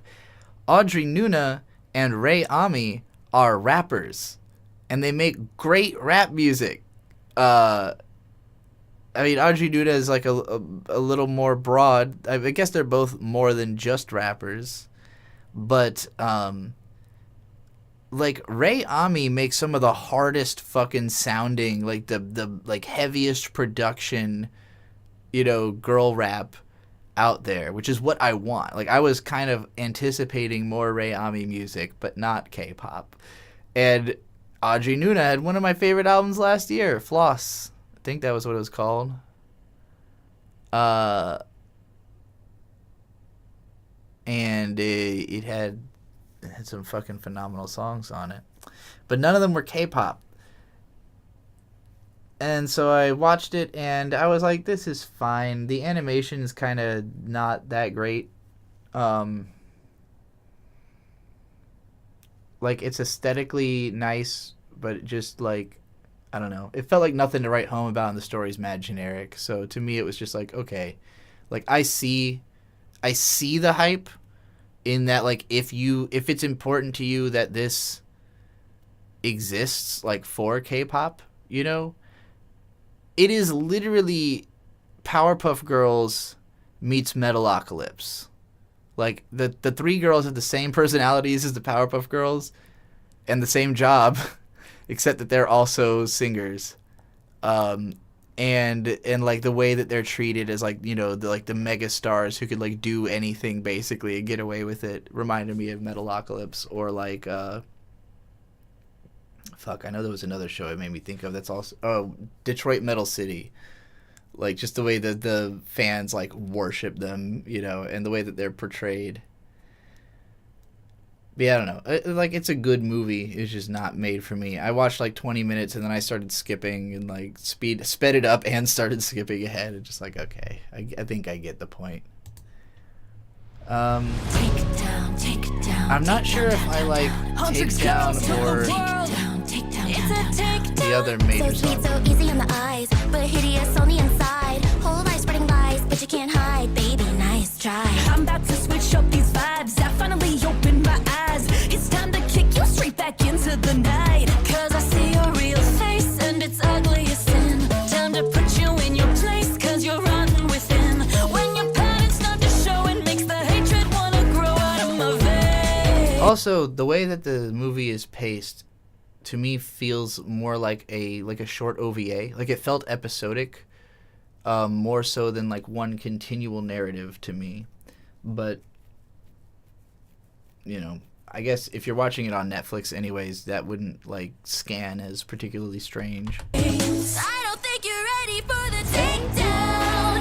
Break you into pieces in a world of pain. 'Cause you're all the same. Yeah, it's a takedown. A demon with no feelings don't deserve to live. It's so obvious. I'ma gear up and take you down. It's a takedown. I'ma take it down. It's a takedown. Take it down.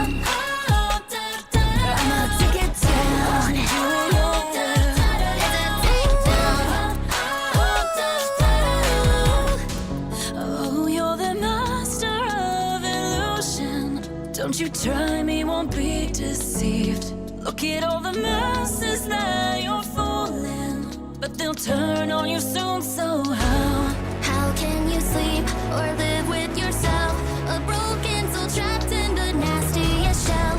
You're on the line, your soul is size. I'll take your life and watch you die. You can try, but you can't hide. It's a takedown, I'ma take you out. You break down like what? It's a takedown, I'ma take you out, and I ain't gonna stop. I'ma cut you open, lose control, then rip out your heart. You'll be begging and crying, I'll let you die. I'ma gear up and take it down.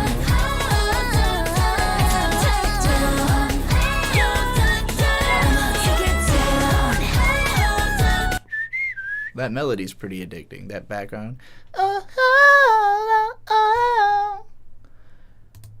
I have that fucking in my head now.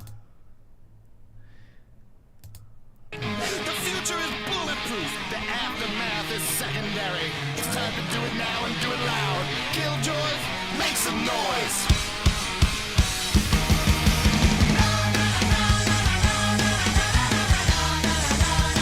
One of these na-na-na songs.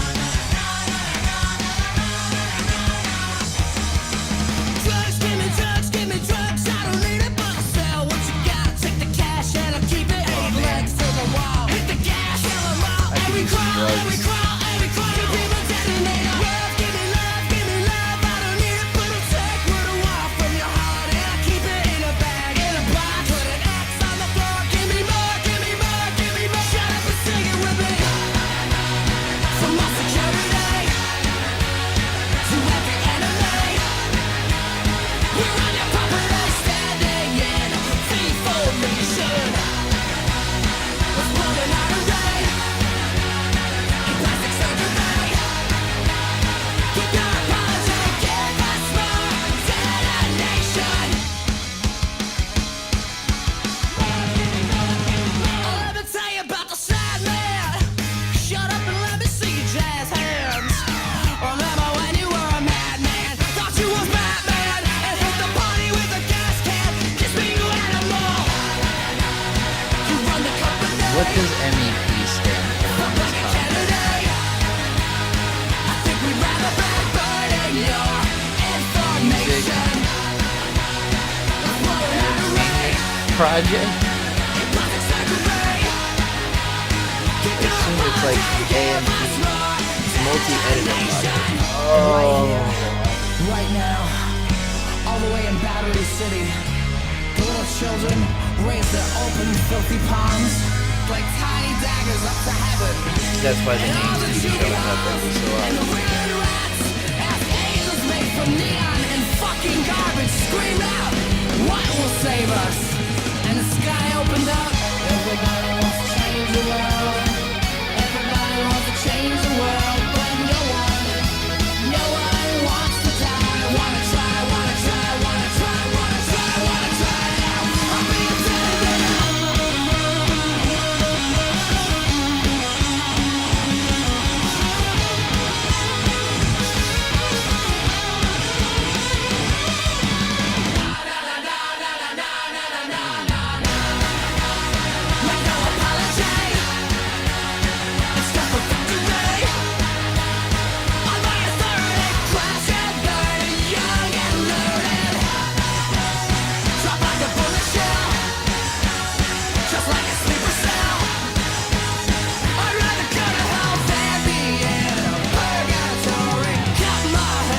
Homestuck is indeed getting an anime and hella applause. By which you mean Spindle Horse is literally making a whole ass fucking Homestuck adaptation.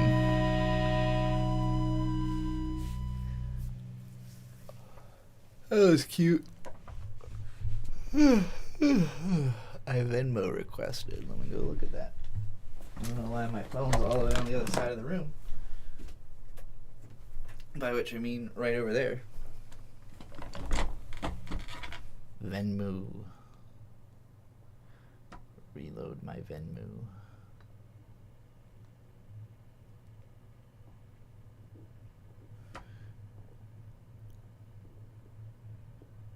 So Sweet Lime Juice, are you talking about listening to Cobard by Selena? Right. You said to listen on my own time. Do you still want me to do that, or do you want me to listen to it now here on stream? Hey, Gigadonk. Meow. Oh, I love you from Bird. I love you too.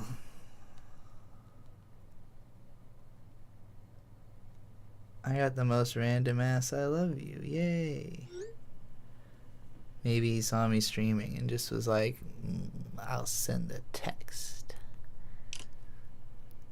Scanned through the stream and saw there was a video by that one trans video essay guy who I complained to you about that one time, Lamau. Trans video essay guy. I mean, we spent like an hour and a half shitting on a video, some long, very long video about why, I mean, the point he was trying to make was like, not only is anime woke, but it's also just more appealing to young people. Yeah, that guy. Yeah. We were talking shit about that for most of the stream. Lapusha paid me an enormous amount to talk about that video, and so we did so enormously. I'd like to think I made a lot of slick, salacious points. That's not the word I wanted. Solulent? I don't know what the word I want is. Alright, we're going to listen to this song called Cobard.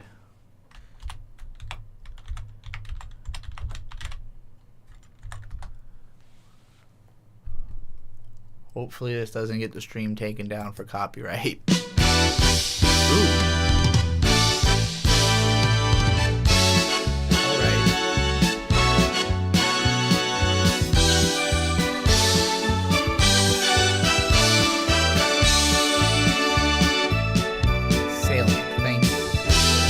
Prometiste que pronto ibas a volver, que ya nunca más recordarías el ayer, que no pensarías más en aquella mujer, y hasta me juraste que mi... They def about a copyright strike me. Not if I pause it every 30 seconds and then say other stuff. Maybe, possibly, I don't know.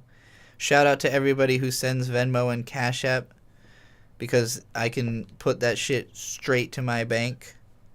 I'll show you what my balance looks like right now. I've got $3 sitting in Cash App and $5 sitting in Venmo. But otherwise, oh no, I didn't want to click on that. Otherwise, my bank account has $1.66 inside of it. So, you know, greatly appreciated. Yo quería ser, me dijiste que sentías un inmenso amor, que era yo la medicina para tu dolor. Me envolviste dentro de aquella linda ilusión y me entregué toda sin ninguna condición. Ahora que el tiempo ha pasado, tú me has olvidado y no vas a volver. Cobarde, tú no eres más que un cobarde. Te falta valor para hablarme, huyendo sigues por allí.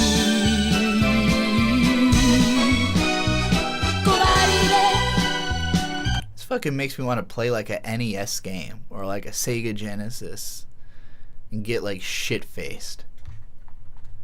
Just like imagine sitting there with like a big old bottle of alcohol and a fucking Super Nintendo and this just like blasting in the next room. Solo eres un cobarde, pero más temprano que tarde. Vas a acordar bien de mí.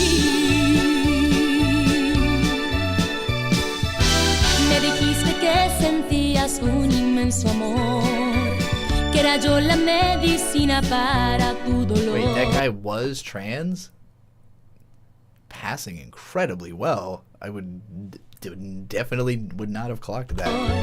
Me envolviste dentro de aquella linda ilusión y me entregué toda sin ninguna condición. Ahora que el tiempo ha pasado, tú me has olvidado y no vas a volver. Cobarde, tú no eres más que un cobarde. Damn, I always forget his name. Yeah, I criticized that too. I was like, you don't have to use your government name on here. You could like make up a memorable fake name on the internet. That's one of the great things about it. Valor para hablarme, creyendo sigues por allí. Cobarde, tan solo eres un cobarde, pero más temprano que tarde te vas a acordar bien de mí. Cobarde.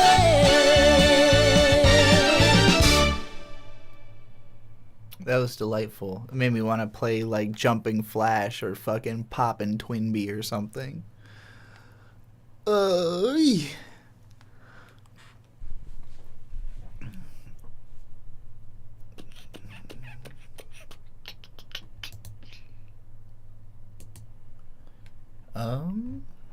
I think we're caught up to the requests now.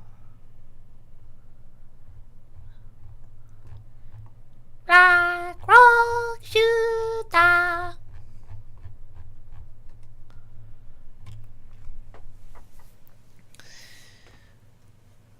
I should do more of the words to that.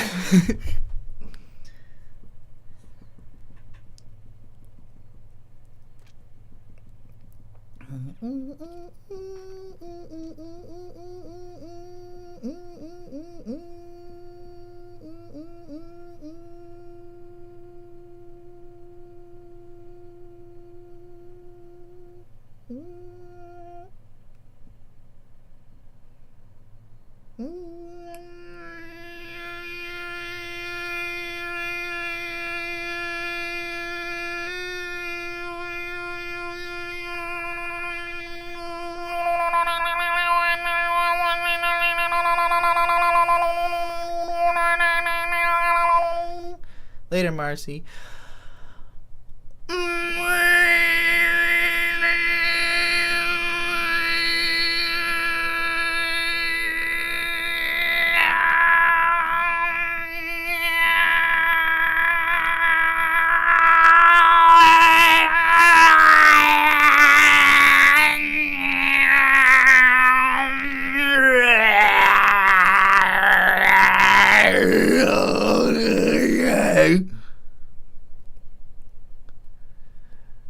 I should get more coffee.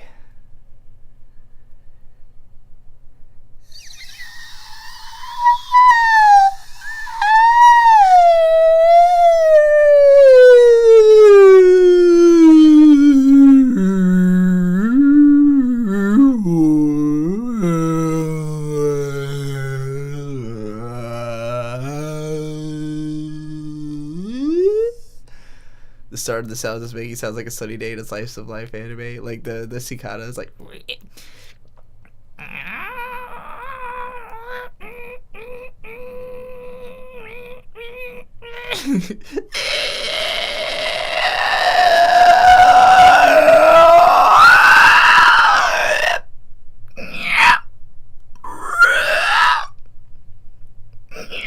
Okay, I'm gonna go get more coffee and take a piss, and then I'll be back. Probably. Oh my god, me watching Ruby is premiering right now. There's a clip of some live stream from fucking maybe a year ago. Now we're truly doing streamception. Although right now it's just fucking fake Gundam.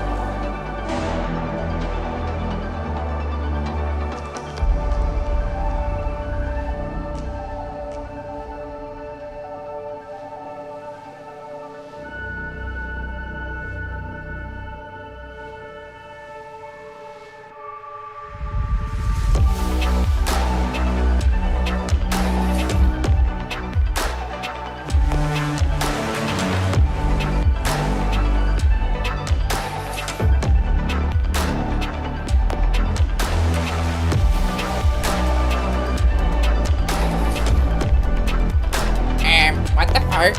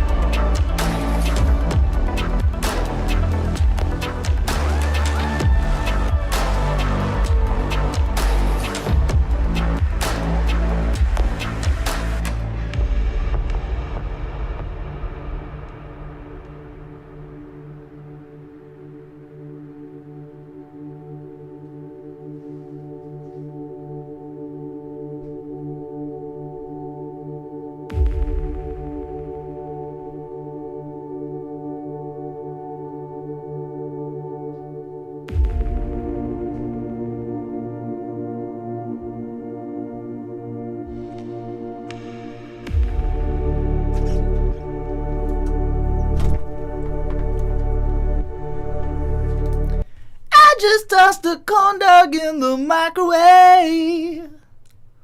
So I'm be up in like 90 seconds to go get it. And then I'm gonna put some mustard on that corn dog, and I'm gonna eat it right here in front of you. 'Cause that's what I do. With a corn dog.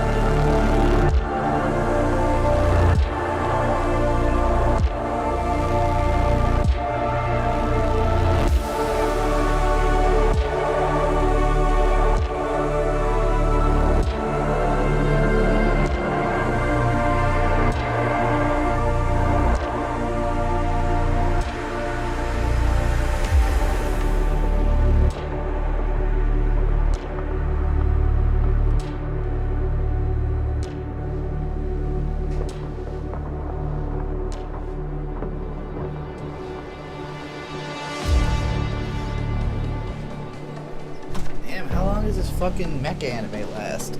Ugh.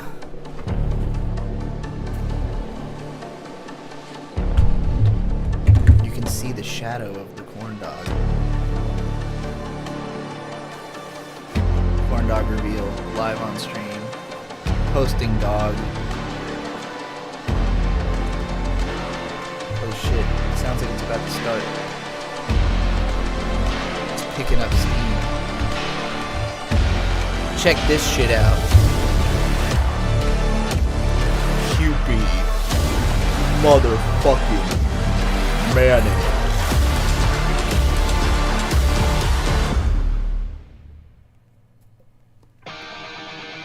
I don't even know if I'd give myself a certainly tried Ellen on that one. That felt like a little less than an attempt.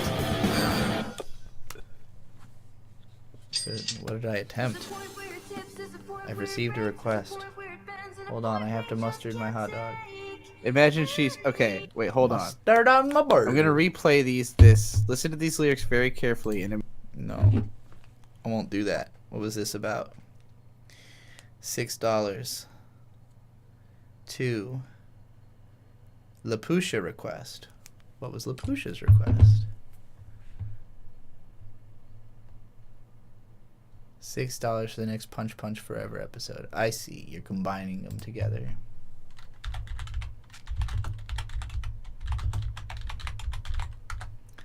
Let's do it.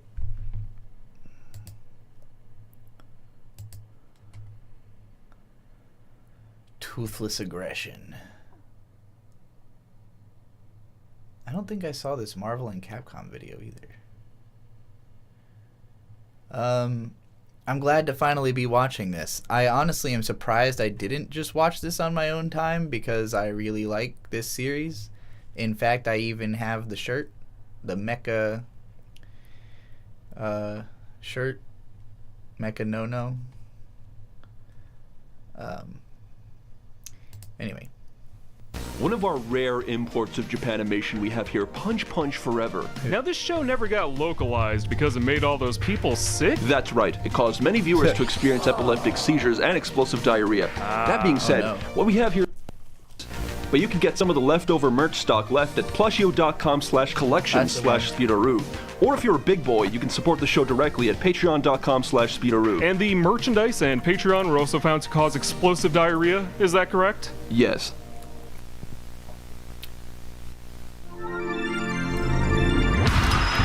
It explains all those weird shits I've had every time I wore that shirt. Oh my god, that fucking bass. Round. I'm about to sample that and make a beat out of it right away. Fight. もう私の勝ちだゴーゴー。あ、ゴーゴー聞いてんのか？僕も勝てそう。ゴキブリさん頑張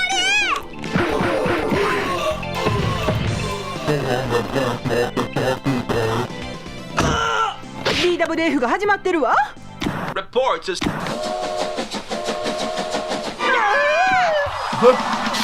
DWF! Why were they so worried about that train? They were like, oh.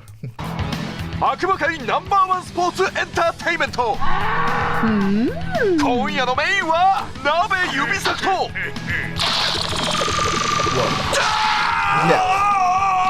鍋尻サク。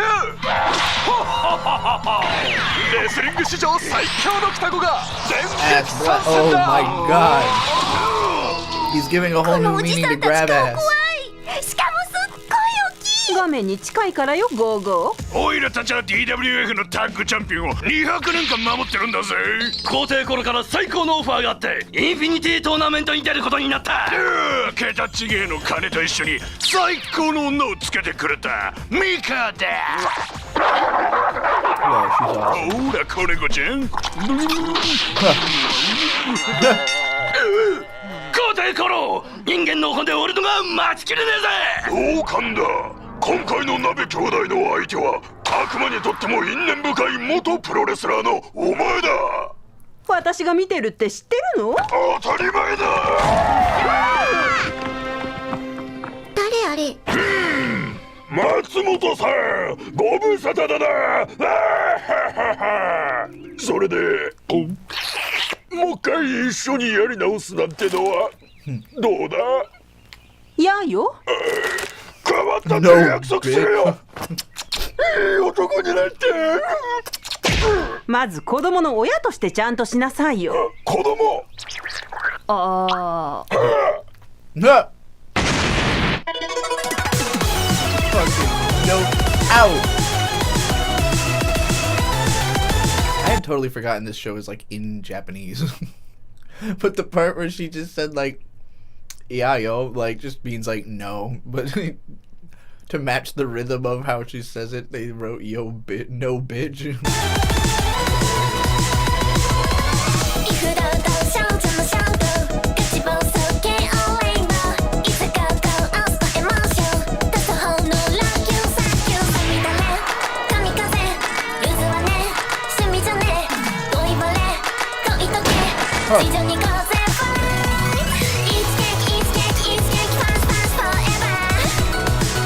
How many other shows can say the main character gets shot by her sister in the opening theme?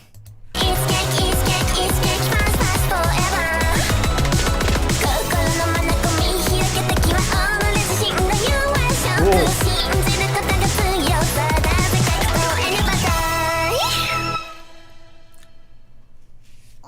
この番組はご覧のスポンサーの提供でお送りします。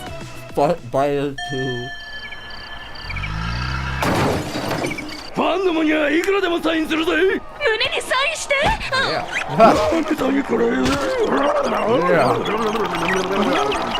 取引を忘れてないだろうな鍋兄弟。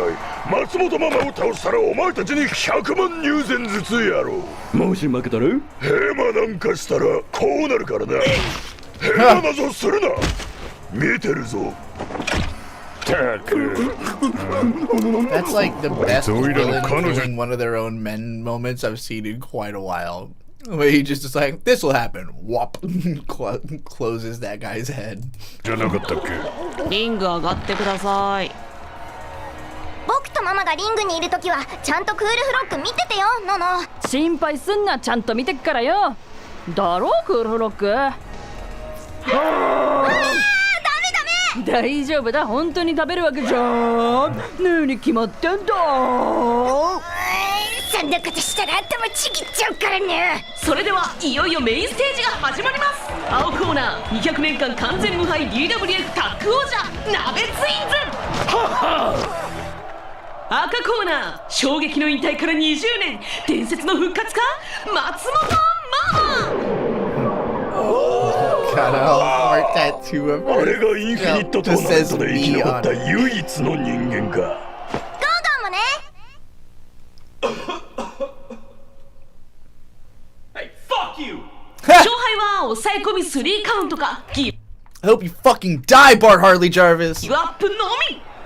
始め。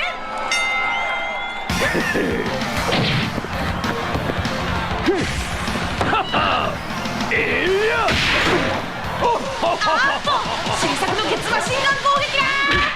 クロスレッグロック。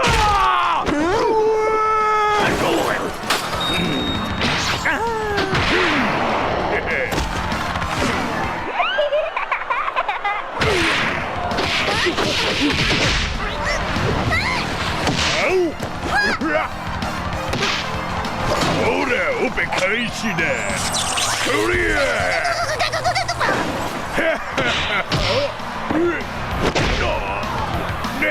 俺の角がやるねママ。こっち来い。おいらの隠し玉見せてやる。Oh, you're all the way up there. Oh. 黒い How tactile. そらカウントだ。ワン、ツー。そらこいつで終わりだ。ゴーゴー。ナイス。こいつで終わりだ。へへ。ノー、メガネ、おいらの唯一の弱点。しょうがねえ、ちょっとばかし本気出してやろうじゃねえか。鍋兄弟が手を組んだぞ。バランスが上だ。二人が一人になった。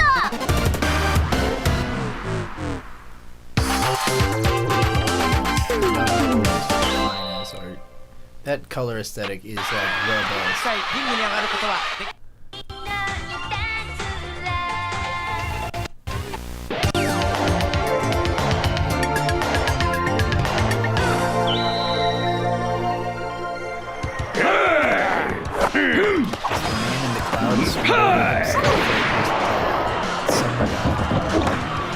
ゴーゴーちゃん。究極のサブミッションをお見舞いするぞ。準備はいいか新作。いつでもいいぞ指作。せーの。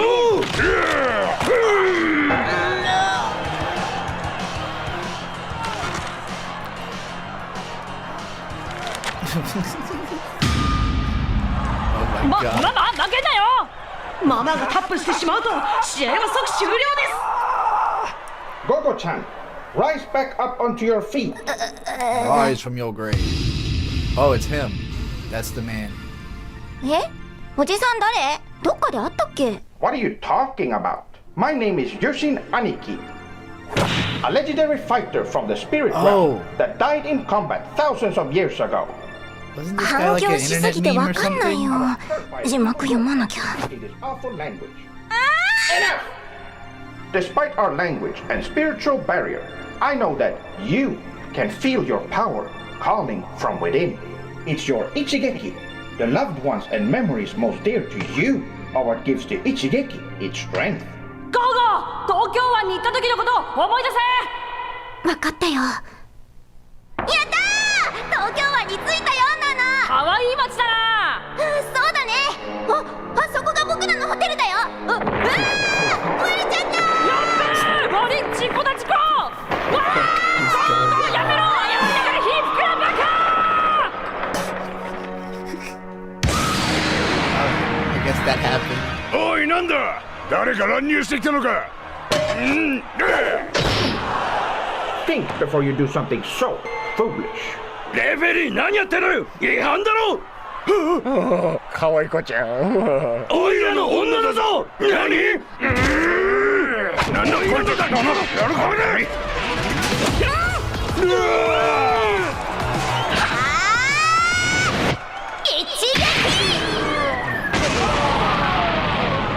Just like Kizuna まだ終わってねえぞ。ケプランジャー。もうお尻はたくさん。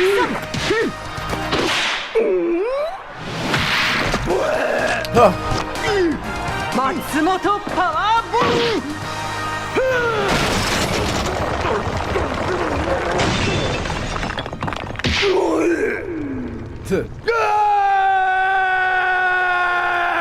Houston, there's something red and very small-headed right for me.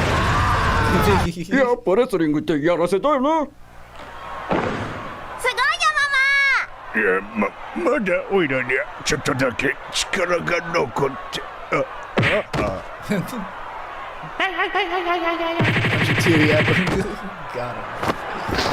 him. 1, 2, 3.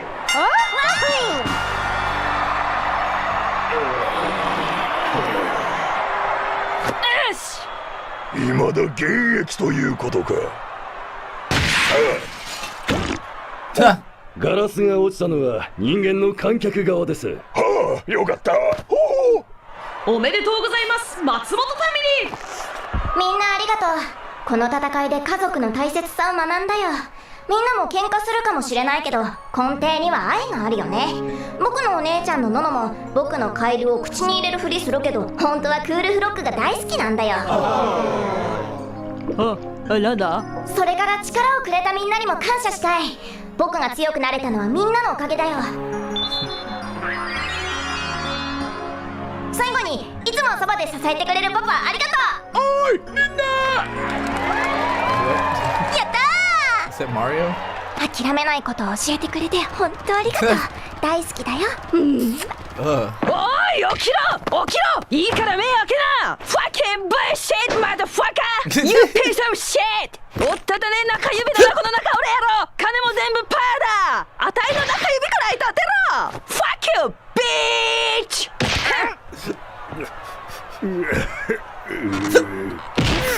Oh my god, perfect use. ノノちゃん。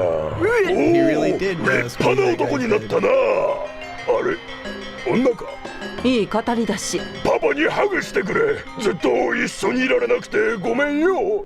みんなで失った人生を取り戻そうじゃないか。ほざけ。もう知らないからな。ママに電話してって言って。バイバイ。ほんと困った子。Fuck you bitch. You piece of shit.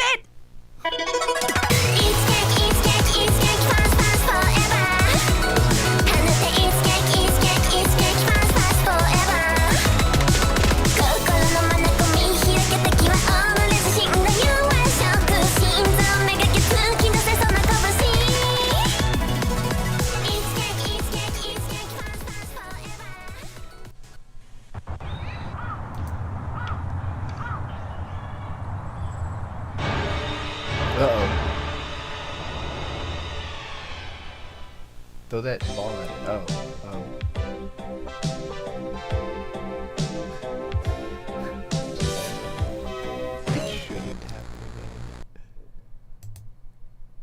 Y'all know about Kizuna Ichigeki?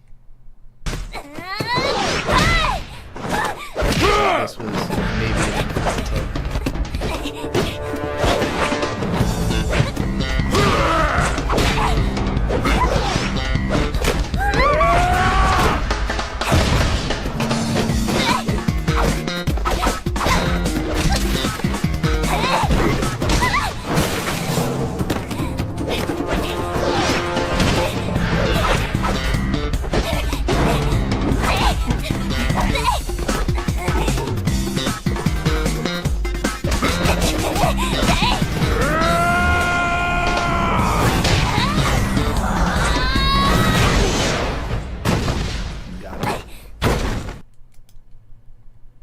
Good stuff. Movement reminds you of Tekken Concrete. I can see it. I still haven't actually watched Tekken Concrete. I've like seen footage of it, but never actually watched it. Did I add this to my playlist? I did not. Oh, I did. Never mind. I